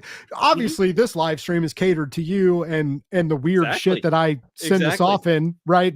Exactly. So I mean, your own like shows, like are you like like intro, remind people of your campaign, or or like a midsection Yep. commercial break, maybe? Yep. Like, So have you we started on our first 2024 live stream last Thursday. We had not only an intro, but I pre-recorded a little bit of an ad read just for the Kickstarter Nice. campaign that plays in the middle of the show where we take a break. It's usually right before I share their Kickstarter campaign. I'm like, let's pause for a second for Smart. a minute ad read, and then we come back and we share the Kickstarter campaign, or we'll do the Kickstarter campaign, and right before we reveal the wines, we'll do the ad read and then come back and do the wines. It depends on like how All of it. long we're going All of it. with those things. I would do three fucking Armageddonquest Yep. ads for Ad every read. Wine and Comics live Yeah, stream. yeah. So You we're can doing. you can write and you're funny, so you could adjust the copy too and make it like Oh yeah. a legitimate ad. Right. No I mean, I pressure. pre-recorded one, but I can also yeah, do a live, which I'm yeah. happy to do. So Either yeah, or, I mean, yeah. right. And then when we close out, of course, we repeat everything again. So Nice. it's like I'm using my live streams, no fucking question, to pimp my own stuff. Nice. It's my show. I get to do what I want. And that is the joy of having your own show, is you get to. That's true. We're It's the like boss. we're here for you, but we're taking at least Yeah. 1 minute here, Yeah, we're 1 minute also there. here for us. Yeah. I used to Hey, you get to talk about your life on your show, and that is, and your plans for 2024, and that's what you should do. And Yeah. it's like, yes, we're here to talk about all these things, and so yes, we're totally using the platform for that. Do for the you next do you 30 see days. more creators doing this? Because like Travis Gibb is one of the people that that I've seen do this, that I learned. Actually, well, okay, Kevin Joseph, Will Allred, who did Explain Yourself originally, Right? and Travis Gibb with his creator hangouts. Yep. Those were the first guys. That's why I started live streaming. And then when I found out, when you live stream, you don't have to edit anything, and then the live stream just stays on YouTube forever. Like, I know, I love live streams now for that. That's really how I started live streaming, by the Right. way. But yeah, when I realized that you could like put, upload all your clips for like the beginning, the intro, the blah, blah, blah. And it's like, it's all there and it's ready to go. And you just play it. And then it's like, when the live stream is done, I'm still that asshole who goes back and chapters everything because it goes so long. And I'm like, oh, I might not continue doing that in 2024, because it's like, I don't know if anyone's using it. I don't know if it's worth but it's like, it's one of those things where I feel like I'm giving the TLC to a creator. Yeah. A creator came out and got on my show and bothered to do it. And I'm like, okay, I'm going to make sure all your social media is there and everything's chaptered and everyone can find you. And it's so much fucking effort, but compared to actually having to edit a pre-recorded show, so way easy. Holy shit! Yeah, it's so much easier. Way easy. Yeah. Why do you again? I have a fucking Joshua Williamson interview. Who's one of the top writers right now. Still waiting for. I know. I'm just too fucking busy to release it. Fuck you, Josh. I'm big time, baby. No, I'm just kidding. I'm Fuck so you, Josh. Image. I love you. Blake please. told me to tell you, Josh. Fuck you. Yeah, please keep giving me interviews, Image and Skymount. I love you. No, but yeah, it's just it adds a lot. And then like, especially like when I do the pre-recorded stuff, like I make like background templates and then incorporate comic art and do. And it's not, I'm not fucking making blockbuster videos here, man. But it's, like the little touches, but the little touches take time. And like, that's why I does hate anyone video even editing. watch them? And so that I think that's the thing, right? Yeah. I mean, and like 30 people watch it. And I know with comic podcasts, 30 people is average for many outlets. Yeah. Right. Yeah. So like, I get it. Like, and I'm not trying to complain, but I'm fucking complaining, ladies and gentlemen, because like, I'm sorry. Like and Dave is one of them. I've watched a few Dave's live streams where I'm fucking like laughing. I'm fucking laughing. My belly hurts. I'm having fun. And it feels like something I should have paid to watch on TV. And like, and I'm watching it and having fun. And I'm one of a handful of people watching it. And like more people. And I feel the same way about my show. Like sometimes we have these great talks and it's like, I wish more people watched it, but for real, like Dave, I do think with live streams, one, it is about the live part. So the people who watch it, and like, that's a big thing. But then even if you get like 10 to 15 people to watch it afterwards, that's huge. If 5 of them actually were like, backed the thing or went to go check it out or took a note where they're like, fucking hey, I've never heard of this person and this sounds really interesting, and they keep it, like, that's worth it. like the end. It's just, what sucks is we don't get just work. access to those metrics though, Dave. I Like know, I know. we get access to like the exact amount of people who watched a minute 30 seconds of our video, that whatever counts as a view, right? That's Right. like that's all we get. And then if they That's all click you know. like on it, we don't get Right. it with like oh, this all the person links you put really underneath the video, does anyone emotionally click attached to the them? Does anyone go- narrative and Right. back to the Right. campaign, you know, like Right. I wish we got to. And sometimes in the live streams, like last night with Katie's show, the Invader guys were on there, the Okay. Invader crew for Neurocron, and a couple of people popped in there like, this looks cool, I backed it, and it was great. I was like, yeah, fuck yeah, Yeah. like that's awesome. That's the point. We're first of all, Dave, Dave, we're never off the hot dogs, dude. It's always we're always on the hot dogs. Yeah, thanks, Katie. Katie gets Yeah, you came in late, Dave. We've been on the hot dog intermittently for all. It's been a reoccurring hours. trend of this 3-hour stream. No, but we are, Dave. We are at 3 hours, and I love you, but I also know that you got a campaign running, and you probably got shit to do. I got an update that I gotta send. You got your 24-hour update to do. Yeah, and then I gotta like share all my friends' campaigns in that update. And write all that, and then tell them I did that so they can share mine. And you know, all those fun things where it's like all the quid pro quos that go into these things. And I know I'm preaching to all the choirs. I do so much Kickstarter copywriting these days. Like that's one of like I'm always writing updates for clients. Writing updates for Metal Ninja, right? Yeah, but no, it's very, very important. I hope people out there, anybody out there who's like running a Kickstarter campaign, your updates are very, very important. Like you definitely want to make sure you come out at the beginning. I don't fucking care if 2 people backed your campaign. Pretend that 200 people backed it. You come out there, you thank them like 200 people show up. All right, I'm gonna give you guys some free sauce. I tell this to all my clients. And I tell this to all my clients because Charlie Stickney told me this. Charlie Stickney. Hold on. I'll figure out how to talk. Charlie sticked it to me. Charlie stuck it in me. Sorry, Charlie. Charlie, I love you. Charlie told me this a while back, and it really made sense. When I started my PR deal, I tweeted something, and I was like, I don't know if I can do this. I don't know if people are going to pay attention to, like, you know, I was like legit kind of nervous, and I just vented to social media. Charlie screenshotted the tweet, sent it to me, and he was like, hey man, I get you. And like, you know, like, yeah, like you're starting a new part of your life, new part of your business journey, starting a new part of Blake's Buzz that you didn't even knew was going to happen. But guess what? No one wants to hire a PR guy who doesn't sound sure of themselves. Like that's PR. And he was like, you can't say that, and you should probably go delete that post. And I was like, oh fuck, man. And I forget that like a lot of people read what I say. I do. And I'm not. Social media is about pretending your life is always great for a reason. Yeah. Right. It's like, it's how it kind of works. And everyone suspects that your life can't possibly be that like everyone great, knows your but line. they still buy into it. There's a part of them that buys into it, and that's why they follow you. Yeah. But especially with like I've told this to like I know it sucks when people cancel pledges. And Dave, you're going to see this too. You're about to, and so like you're smart, and I'm sure you already know this, but if you don't, listen. But I'm 98% sure you already. I'm 98.7% sure you already know this. 98.9% sure. 98.94% sure. No, so, but like I've told clients, like, you know, I know it sucks when people cancel pledges and like when things on the campaign are going slow, and like, don't say that though.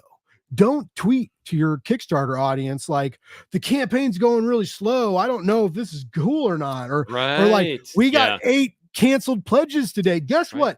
When you tell the world that a lot of people canceled pledges, the world isn't going to go, oh, I feel bad for Dave and Blake. The world's going to go, fuck, should I cancel this too? Right. And so, you know, going back to Christy Shin, who we were talking about earlier, her last Demon Bitch Kickstarter crowdfunding campaign had a very slow start to it. Yeah. And you know, she like her first day or something was kind of like my first day right now, which is shocking because she's been doing this for much longer and has succeeded in all of her campaigns. But it was like, yeah, like something like 500 out of $3,000 again, or something like that, where I was like, whoa.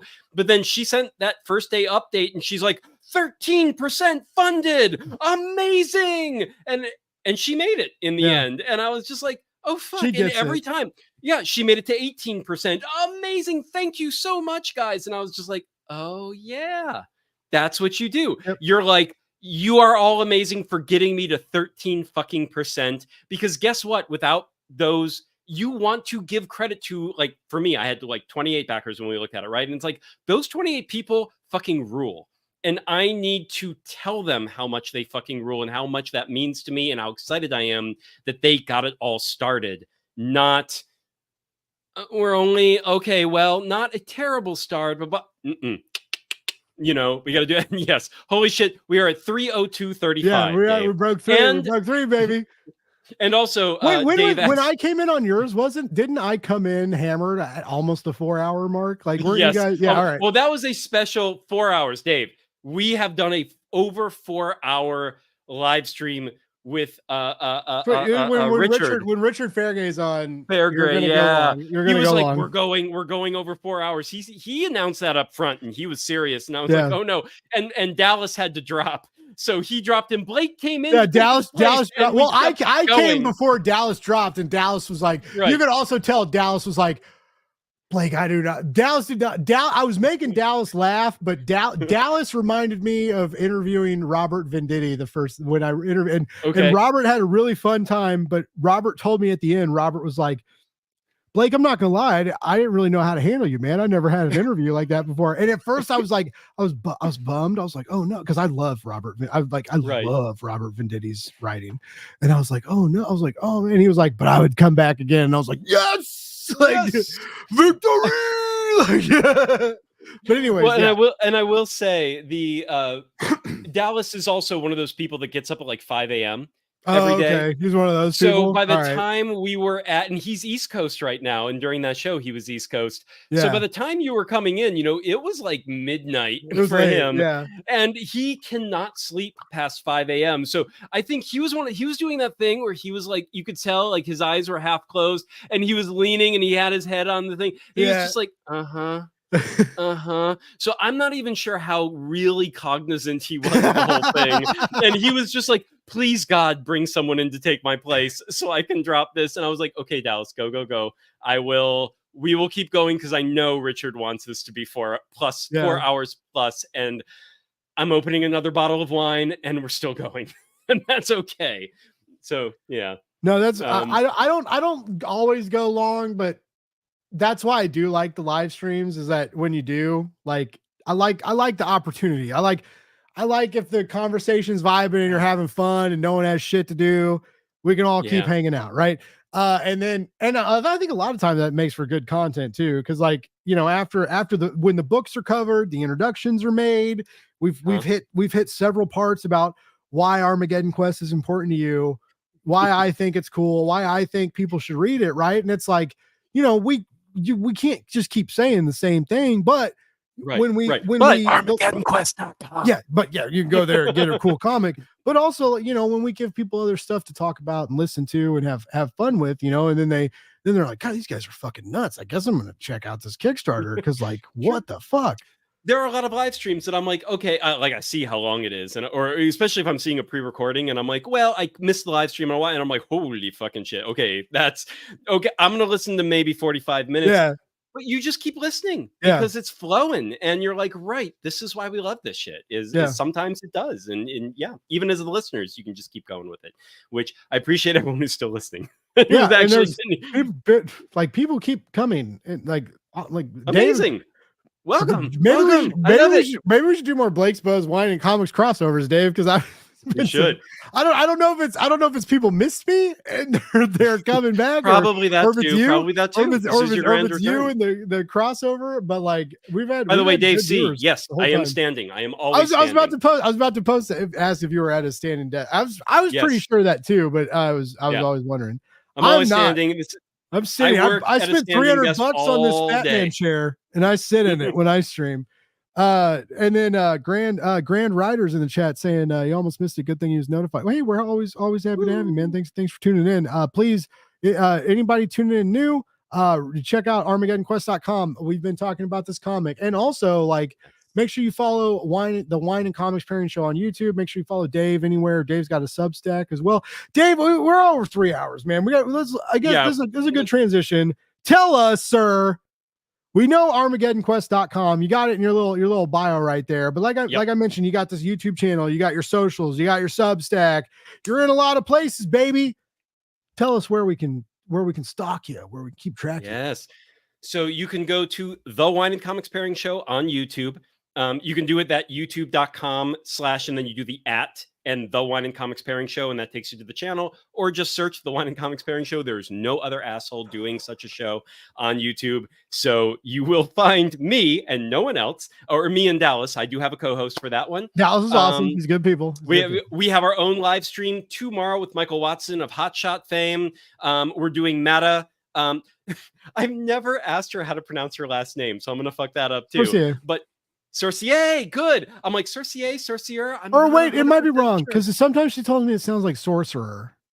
Oh no, so it is Sorcier. Sorcier. I probably fucked it up. Right. So I have a whole blooper reel of doing the Kickstarter video that I have coming up soon of me trying to say how she did the colors on Armageddon Quest cover, and I fuck her name up. I'm just like Sorcier. I probably should have asked. Sorcier. No one will ever know. So and every time I had to say her name, I'm like, fuck, why didn't I ask her before I tried recording this video? Anyway, Meta Sorcier, we're going to do her in Sacramony on Friday, nice. Live stream this week. Next week, we have a really special one with John Westhoff and Drumsticks of Doom. Awesome. And we have someone from the wine world coming in for John's graphic novel. A guy, Stacy Buchanan, who does Blood of Gods zine, which is a metal and wine You found magazine. that a while back. You tweeted about that. Yes. And we found the publisher, and he's going they're going to come on your show? He's going to read That's Drumsticks why of Doom. we do this, baby. When you fall in love with something and you can reach out and say, can I talk to you about this on a live stream? And they're like, yeah. And then you're like, I made it. Yeah. That's it. I did it. So Stacy's going to come on. He's going to read Drumsticks of Doom. He's going to be a special third co-host when we have John on. Right now it's scheduled for the 24th. So next week, Wednesday, we'll see. We're trying to get the problem with getting all these people is schedules, right? So it's like, can everyone align? And we think the 24th is going to be it, but that's coming soon. And Stacy himself, he used to work for metal bands and then work in the wine world. So that's his passion, is pairing heavy metal music with wines. He's going to read Drumsticks of Doom and pair it with the wine on the show and discuss it with John and me and Dallas all that same day. So we're very excited about that. One last time, if you're in the Los Angeles area, we have our first live wine and comics pairing this Saturday, January 20th at the Blending Lab in Los Angeles, where we have 3 creators, Monster Matador, Stephen Prince, Christy Shin, Demon Bitch, and Jessica Mason, Mary Shelley School for Monsters, who will all be there selling books, and we'll be pairing them with wines. You can drink and read at the same time. Take a bottle home with the book, whatever. That's going to be exciting because that's the first time we've ever done that, and that was one of my dreams when I started the show, is like in-person live events. So we're going to hopefully expand beyond. Live? I was going to ask, is it going to be live? Yeah. It's going to be 5 to 9 p.m. They're basically, think of it like a mini Comic-Con with a lot of drinking, or like just the 3 creators, and then everyone comes in. They can buy a flight of wine. They can buy a glass of wine, depending on how many books they're getting. Sit down, read the books, drink the wine, take a bottle home with them. But it's going to be 4 hours straight of just them having their books, and they'll be there to sign the books, to chat with the people who come in. It's just a winery with a tasting room, and we will have these creators selling their books and set up like a little Comic-Con booth. I'm just throwing this out there, and I'm not. If you don't take me up on it, it's fine. But I don't have anything going on Saturday. If you want to live pop in, I would not turn down the opportunity. They're like I said, both Jessica and Steven are clients. I love them both so much. I love you. I love Dallas.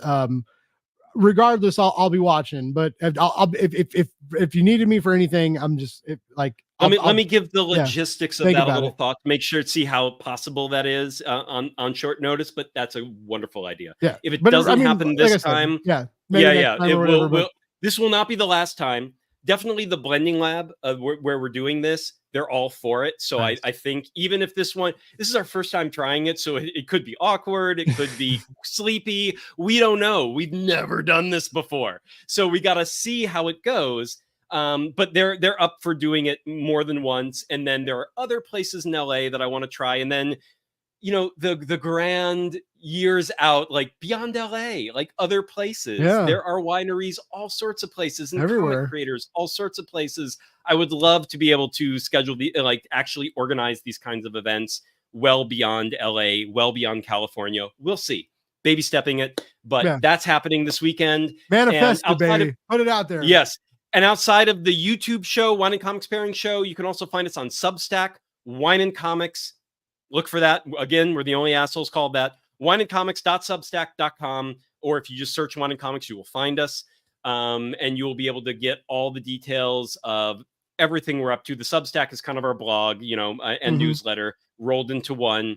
I'm on Facebook as Dave Baxter 42, which is not the easiest thing to find, but I have not created a Wine and Comics Facebook yet. It's really just me personally. Same thing. What you can find is Instagram. We are Wine and Comics Pairing Show on Instagram, so you can go look for that as well. And those are the best places to find us. Yeah. And for real, like follow them. It's a great show. It's not only do you find out about good drinks and good comics and good people, but it's you'll laugh. You won't cry. I was gonna say you'll laugh, you'll cry, but you won't cry probably anytime soon. But you'll definitely laugh. It's very fun. Always a good show. As you guys can know, you guys you're still watching us 3 hours and 13 minutes and 28 seconds into this. Like Dave is fun to talk to. Like he does this every and Grand week. Writer, you just asked, would it be insane to share some of my own comics on your show? Not insane at all. Very possibly reach out to me. You can find me. If you can find me on Facebook, you can DM me, send me a friend request.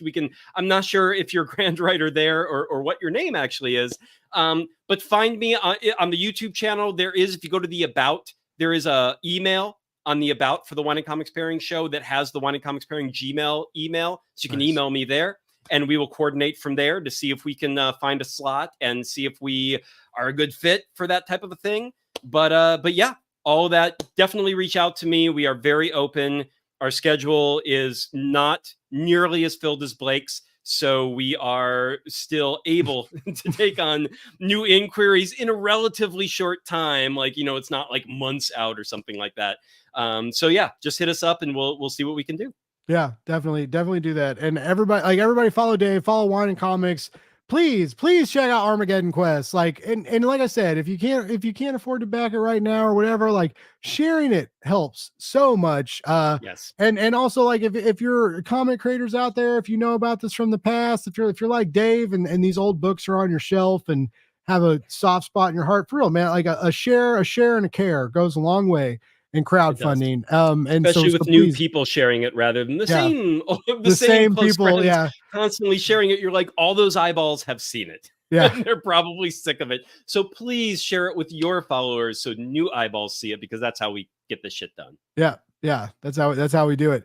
All right, Dave has given you all the directions, ladies and gentlemen. You know where to get to the Kickstarter campaign. You know where to get to Wine and Comics Pairing. You know where to get to Dave specifically, and you know where to keep track of his live event coming this Saturday. Which, like I said, whether I'm on it or not talking to anybody, I'm very excited to.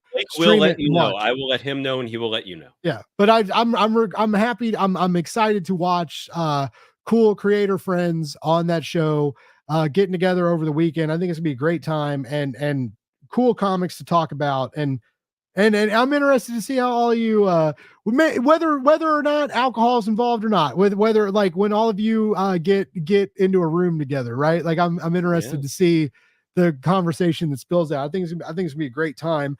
But yeah, Armageddonquest is live. It's very cool. A little bit of comics history, a little bit of 80s flair that some of you grew up with, that some of us grew up, embracing the echoes of as we got into comics. Like I mentioned earlier, it's a very important historical moment.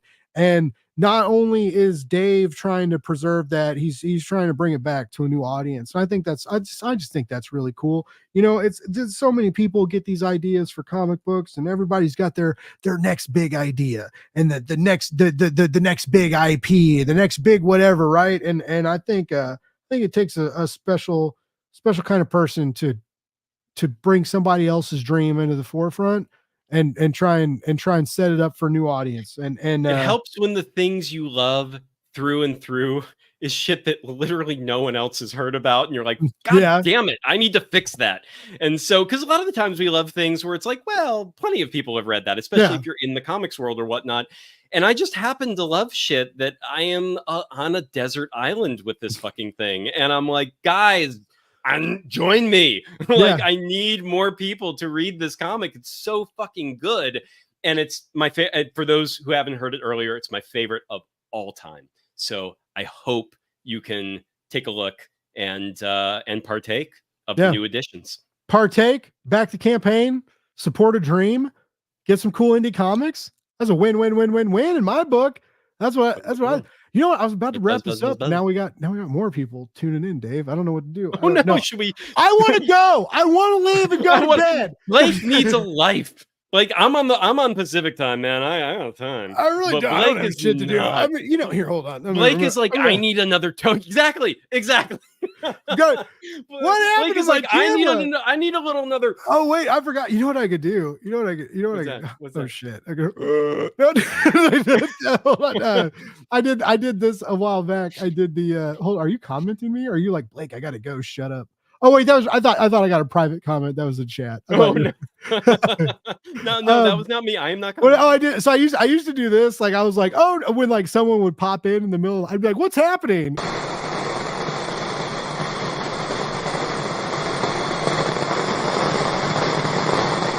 That was weird. Oh gosh. Sorry guys, I'm a degenerate. The first time I lost the feed there for a minute. I was paying so much attention. I pay Google so much money, guys. The first time I did that, Kevin Cuff and Bob France were on the show, and Pat Shand swooped in like in the middle of it late, and so like when I saw him, and I didn't tell Kevin and Bob I was gonna do that, and so like I saw Pat Shand come into the green room. And I was like, and Kevin was, and I was like, are you guys getting weird audio issues? And Bob was like, no, everything's fine. And I hit that button and everybody was like, what the fuck? I didn't tell anybody shit. And then I came back in and I was like, Pat, where'd you come from? And Bob and Kevin were like, what are you doing? I was like, yeah, we got special effects now, baby. You didn't know Blake's Buzz was coming at you like that. The power of the internet, ladies and gentlemen. It's an amazing place. If you know how to take advantage things of you it. can do with a little foresight, a little forethought, little forethought, a little stock footage, and some basic equipment. Set them up, knock them down. No, Dave, this is a blast, man. Talking with you tonight, and for real, I know I've said it multiple times, but I'm really proud of you. I'm proud of you for your show, and I'm just, I love the face that you put on indie comics, and you do that. Like, I've seen you do that when you were employed, when you were unemployed, and when you were hunting for a job. And like, dude, when you everybody listening, chat, like in between job hunting, he was still doing his live streams. He was still pushing indie comics, and like, that's a lot. And as someone who did that themselves, and when it got hard, I had a lot of time. Why would I stop? Yeah, right. That's true. What else are we gonna fucking do? But no, like, there's a lot of people could choose to take moments of their life and not put a positive spin on it, right? And I think both of us did we did put a positive spin on it, and I know you're still coming out of it a little bit, right? But like, you know, I got Ever lucky. So like fuck optimistic, Dave, but yeah. I got lucky. No, Right. I mean, everyone in LA due to like post strikes kind of a thing. right? Yeah, I'm you're still still in a in weird that spot. world Yeah, right now, so it's like it's not over yet. But yeah. yeah, No, I because Jessica, Jessica, who's going to be on your show over the weekend, Jessica Mason, who is also, she's probably gonna get mad at me, but I'm gonna spoil this. I'm the publicist for Wicked Tree Press now. Like, Ooh, I got a new job. No, but that's cool. we're gonna officially announce that later. Shit. She is not. If Jessica Mason is watching this at 3 hours and 21 minutes, Two I'm out gonna of laugh. 3 of my creators this weekend are your like yeah, Clients, okay, yeah. No, yeah. that's why it really sucks that you are having, because well, the last time you had Steven on your show last time, like Steven is a Right. client. We're So, gonna like, try to get him on this yeah, time too. Where I yeah. just got You I gotta message him and just make carve sure out a you tell time. Steven that you did it because of me. So Okay, will do. but like, I'll be like, Blake you're really you're hammered it talking, in when I was on his yeah. show last night. Yes. But like Which you're technically talking to you just Matta. did, so Yeah, it's that's true. true. That's true. But like you're having like Matta even told me, like Matt and I were pre-campaign strategizing, right? And because my new deal is I do a pre-campaign meet, and we have like a meeting, and then the second part of it I ask like some direct Q&A, and then I'm gonna cut those for shorts. That's the plan, right? Just like instead of combing through the live streams for funny moments, like actually getting the information people need. I'm trying that maybe see if like actual Kickstarter pitches, Right. where to go kind of thing. Right. So yeah, so I got like I got some stuff for Matta and Steven that I got to make into shorts, but I was kind of talking to Matta, you know, like, oh, like, yeah, like, where are we going to do some interviews and stuff? And she was like, oh yeah, I'm going on this show. And then I'm going on Dave's show. And I was like, these are all the shows I book people on. Like, fuck, man. Like, Right. Right. yeah. And then Matta, Now what do I do? Matta is the co-host of the Written Writ, and they do client interviews for me too. And I'm like, Matta, where the fuck am I gonna put you at? I don't know. Like, so I gotta get creative. No, but at least we have my shit to go back to. But yeah, it's some more shit to bolster your list of places for people to go. Hopefully good things, you know, because I know you'll book people on shows, and then of course that's always the after part is like, hey, that happened. Which shows are bad. That happened. Yeah. That happened to me recently, dude. I had some clients be like, "Don't ever put me on this fucking show ever again." I was like, "Oh no!" I was like, I'm gonna learn. I'm reaching out to a bunch of shows right now, so it's like I'm gonna learn which are the good ones, which are the bad ones. Talk to me after. I'll tell you. Well, I'll tell you one place to go if like you really want some moderate exposure, maybe. But like, yeah, there's the anyways, I'm not gonna throw shade publicly, but yeah, there's not every podcast some are is better same. than others. Yeah, some are better than others. And also, like, I'm just gonna say this, and Dave, I think Dave would agree with me here. I hope you agree with me. But since we're both podcast hosts, I will say that going out of your way to make a guest feel unintelligent and to maybe check out your company is really not the way that you should probably do interviews. I can't imagine that would be very fun to listen to either from an audience perspective. But yeah, just really, if you're a host, if you're a host, and even if you have your own products to push, as Dave and I both do, know when to push them. I've got my comic now. I'm like the wine and comics. I don't have my own comic, but I'm just like, what, Blake? Sorry, it's day one of doing a comic Kickstarter. I'm not used to this thought. I'm like, I forgot. I'm an indie comic book creator now, Blake. That's what I am. You know, you are. By the way, have you said that today? Or have you said, hey, my name's Dave Baxter. I'm an indie comic book creator? Well, technically, I'm just a publisher, not a creator. Shut up. You're nope. Okay. Say it. Say it out loud. Say it out loud right now. But I'm not. I don't create. Shut up, Dave. Shut up, Dave, and say it. You're bringing comics into the light. Okay, but that spokesman, publisher. I can't call myself. I can't call myself a creator until I write something. I gotta write something. All right. So I haven't even done 2 pages like you, so I gotta wait for my moment to shine. You don't want to do 2 pages, by the way. I do not want to do 2 pages. That's the hardest fucking shit. This is fucking true. Five or more. Don't ever take anything less than 5. And all of you listening, if you're an indie comic creator and you take a what are they called? An anthology spot, 5 pages or more. 2 pages, hard as fuck. If you can pull it off, everybody will tell you you're a genius and they can't believe you did it, and that feels good. But it's true. I woke up from a fever dream, sweating and stressed, and that's the only way I figured out that script. That's the guy solved it. Honestly, though, so many writers, right? Like, figure out their shit in like the shower, waking up from a dream, just as they're fading into sleep, right? And then you have to wake up and write it all down, and then you can't sleep the rest of the night, and it's like, I thought I had a cool story, and Kevin Joseph was like, "That's how I came up with Tart." I was like, "Fuck you, man." I was like, "I had a cool story," and you're like, "Oh yeah, like." But me and my 16-issue crowdfunded Kickstarter, that's cute, Blake. We did the same thing for Tart. I love Kevin, by the way, but but he basically said the same thing. He was like, I had a weird dream. I woke up, I typed notes on my phone, because that's what I did. I was trying to make layouts. I can't draw. And I was like scribbling, and it was gross, and I would never show anybody. And I was trying to make this I had this big idea for a 2-page comic, right? And so I kept trying to lay out stuff, and I was like, I can't make this any less than 4 pages. I was like, I gotta come up with a whole new idea. And my script's due tomorrow. Like the curator just messaged me, and he was like, do you want in this anthology or not? We need a script. And I was like, I'm out of time.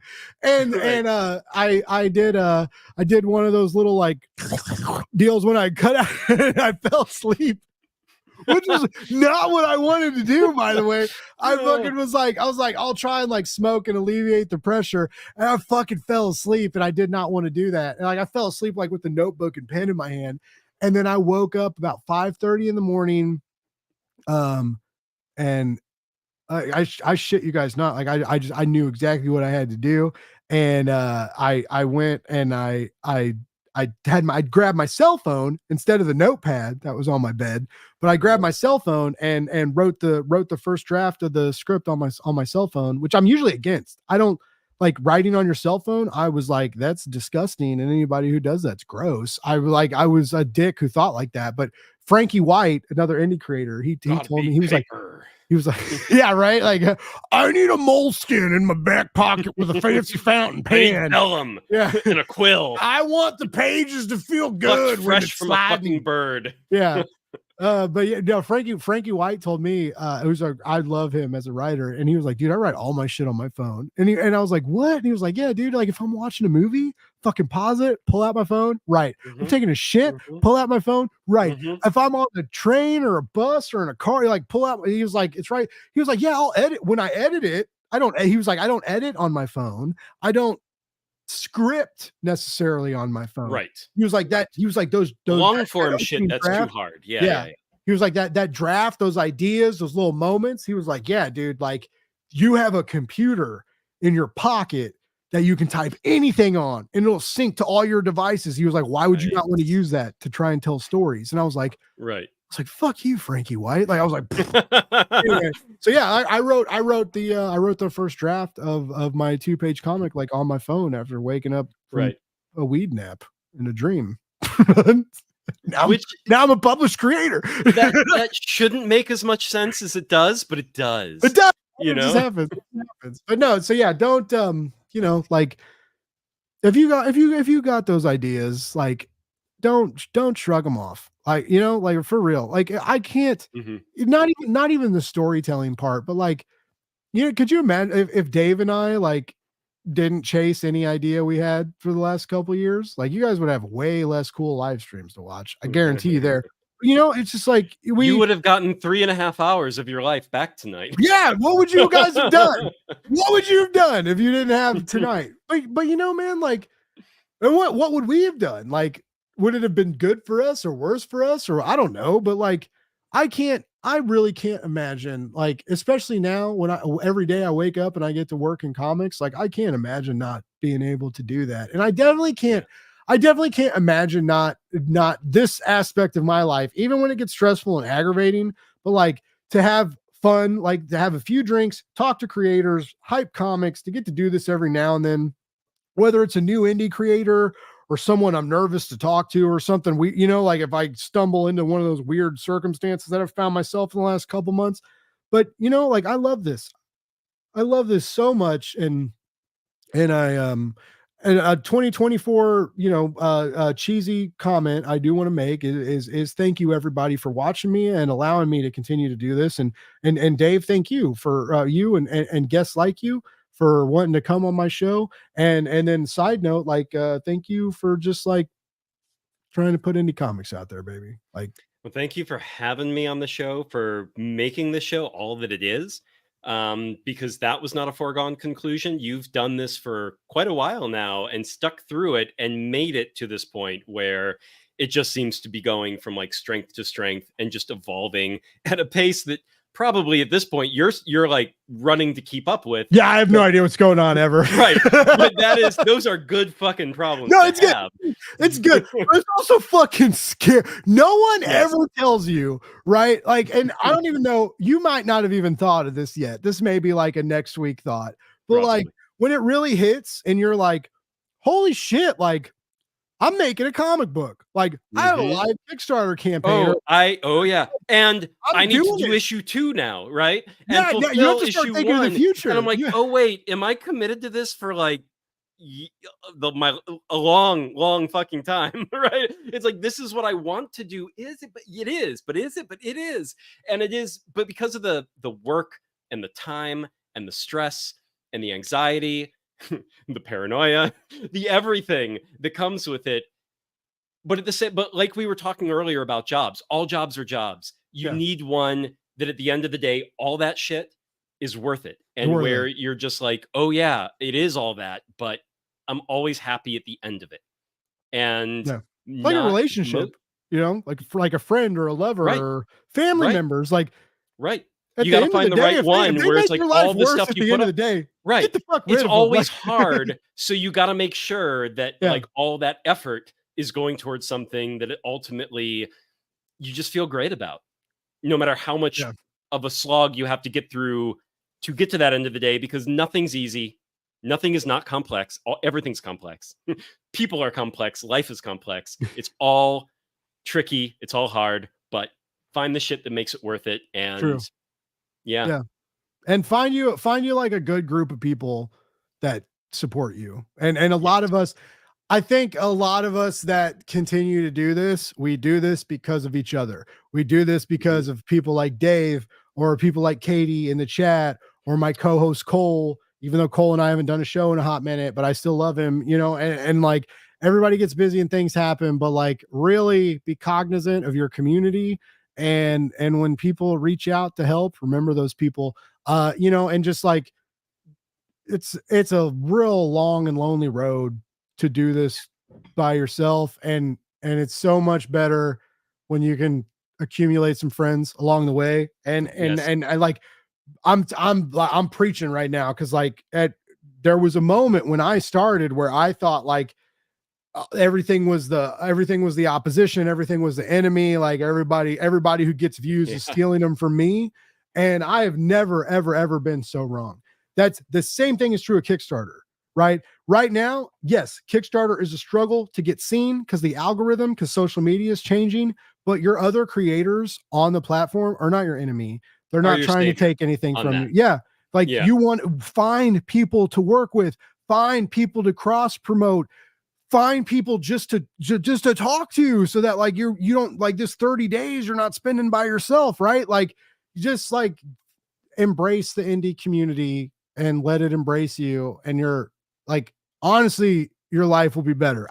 My life is so much better because of the indie comic book community. Like and like so many, I can't even, dude, like this community, like help me buy a dog a wheelchair, help me take my dog to the vet, help me buy equipment to stream with. This equipment, this community has been here so many times, like for me, and I've seen them be there for other people. They love comics, they love meeting new people, they'll be there for you if you let them. So like my 2 cents in all of this. If you guys are still here, you're still listening, look at the people around you, make connections, make friends, and remember you're not in it alone. Because it's like Dave is in the exciting part right now, but in the next couple weeks, the Kickstarter lull, the stress, what do we do to boost engagement? These thoughts are going to hit you. They're going to weigh heavily on you. You're going to stress yourself out a little bit. Having people in the community that stress with us makes this insanely easier. And so just think about your community and don't wait embrace it. until you need things from other people. Oh my God. Yeah. Yeah. It's Tell like me a fucking always mooch, asshole. right. I just It's like spit always all realize over my monitor. I got way passionate on that. I just like right. And it's like, but always remember that share is like, to you, it's nothing. Like Yeah. it's a couple seconds. And to the other person, especially if it's someone like you're new to sharing their stuff or something like that, like they're going to be like, whoa, where did this person come from? Where did this user on Facebook, Twitter, wherever that just shared my post? Like, that's really cool. And then months or years later, when you're finally needing everyone to rally around you, like all of that's going to add up. Yeah. So always remember to take those few seconds. It's so easy. We're all so busy and trying to do so many things. We're all ambitious. And it's so easy to just be like, I have to focus and just get this shit done, not look at social media. But if you're going to look at, take that moment to look at social media, to share other people's shit, to be there for them. Your turn will come to need to trumpet all of your own stuff. But like, sometimes it's worth going on social media just to be there for other people. It's not always about, I have to be on there. Don't go on there to argue. I've learned my lesson. Don't go on there to argue, and don't just go on there to trumpet your own stuff. Also make sure you're taking that time to just like 20 minutes a day, retweet, post up new cool things. That is all going to come back to better and be better for you when your time comes. So always remember that as well. Yeah. And when you keep an eye on the scene, it helps you later when you're dropping your own product. You know, like I said, there's no altruism is not real.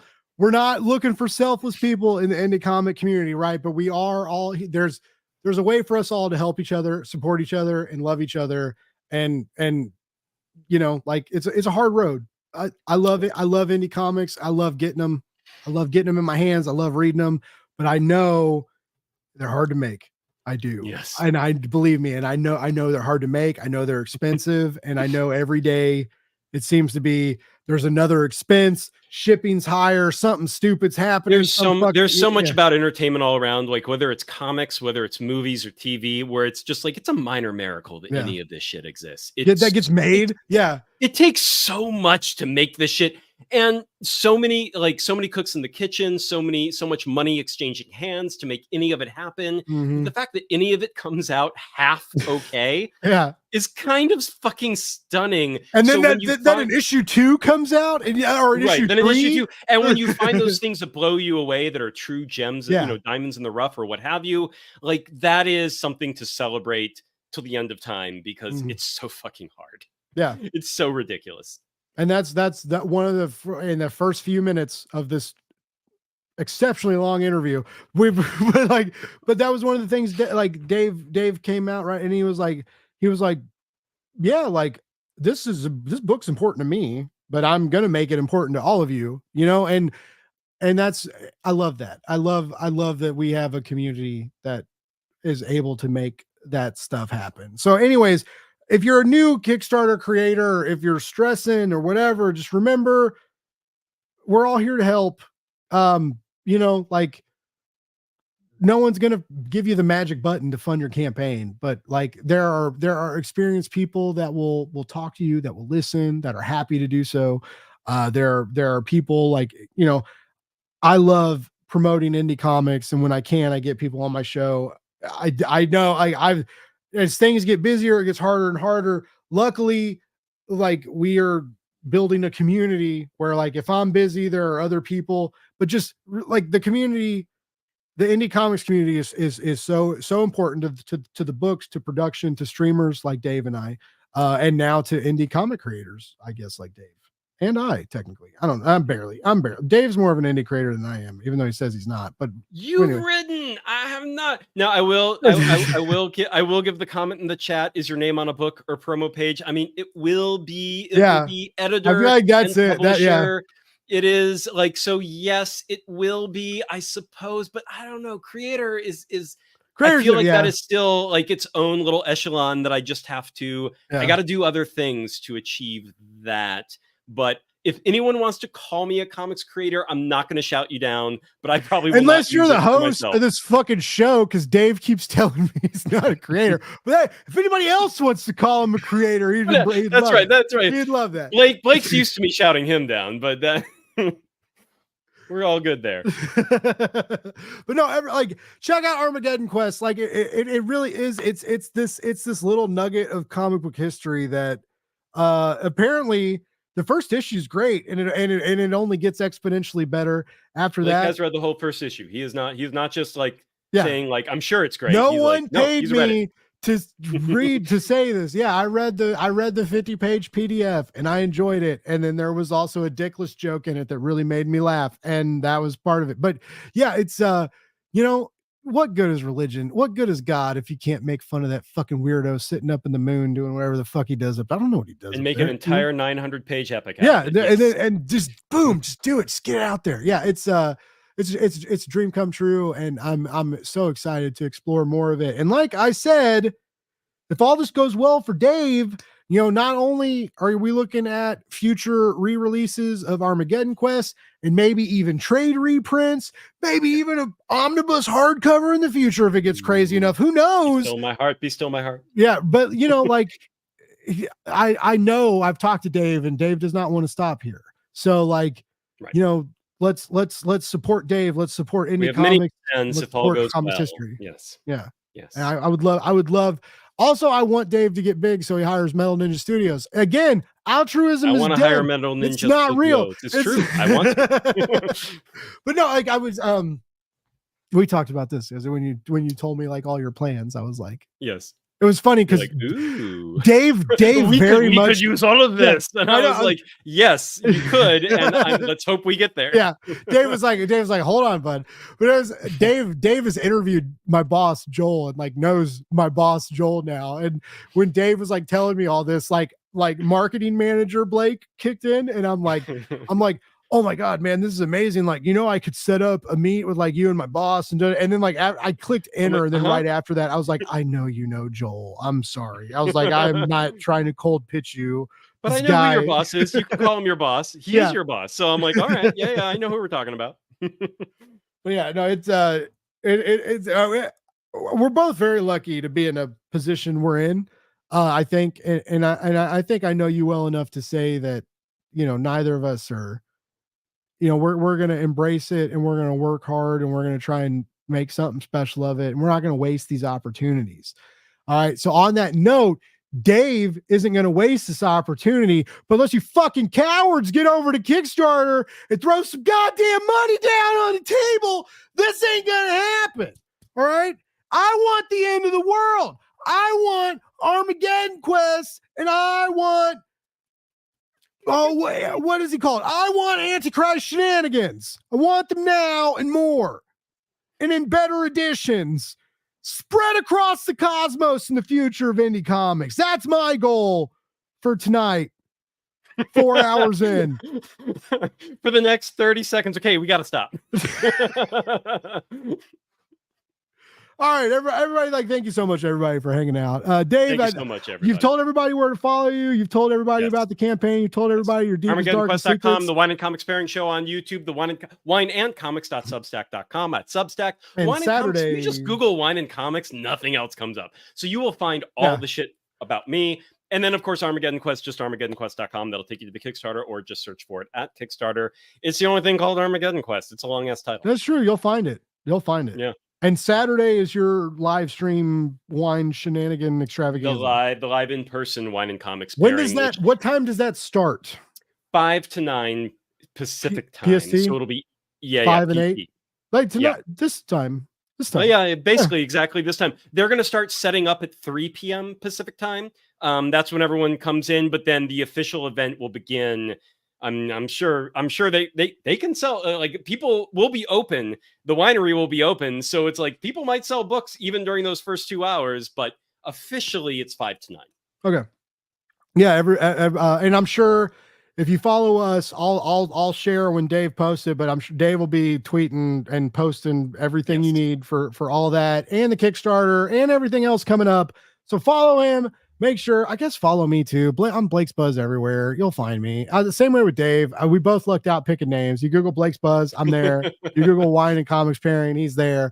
Follow us.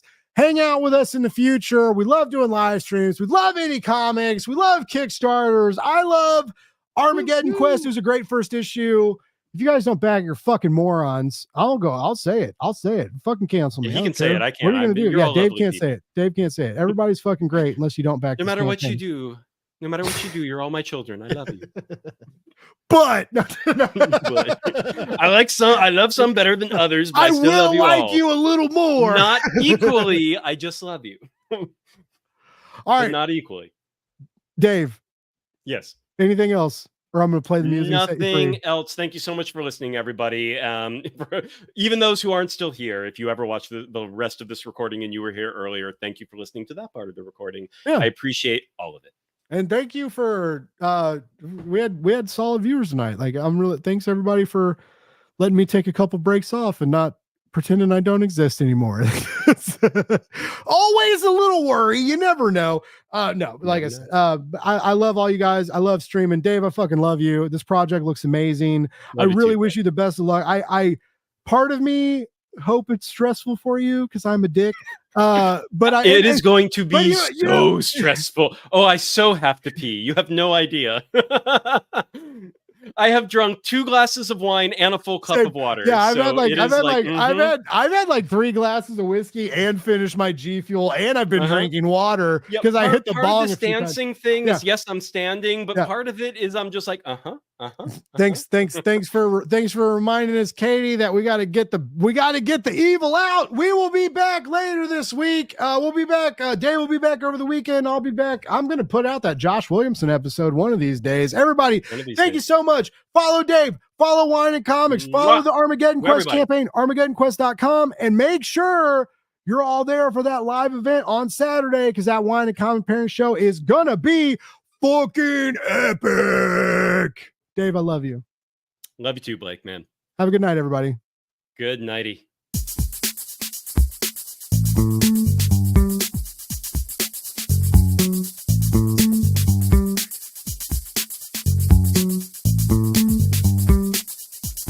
It's Blake's Buzz Live.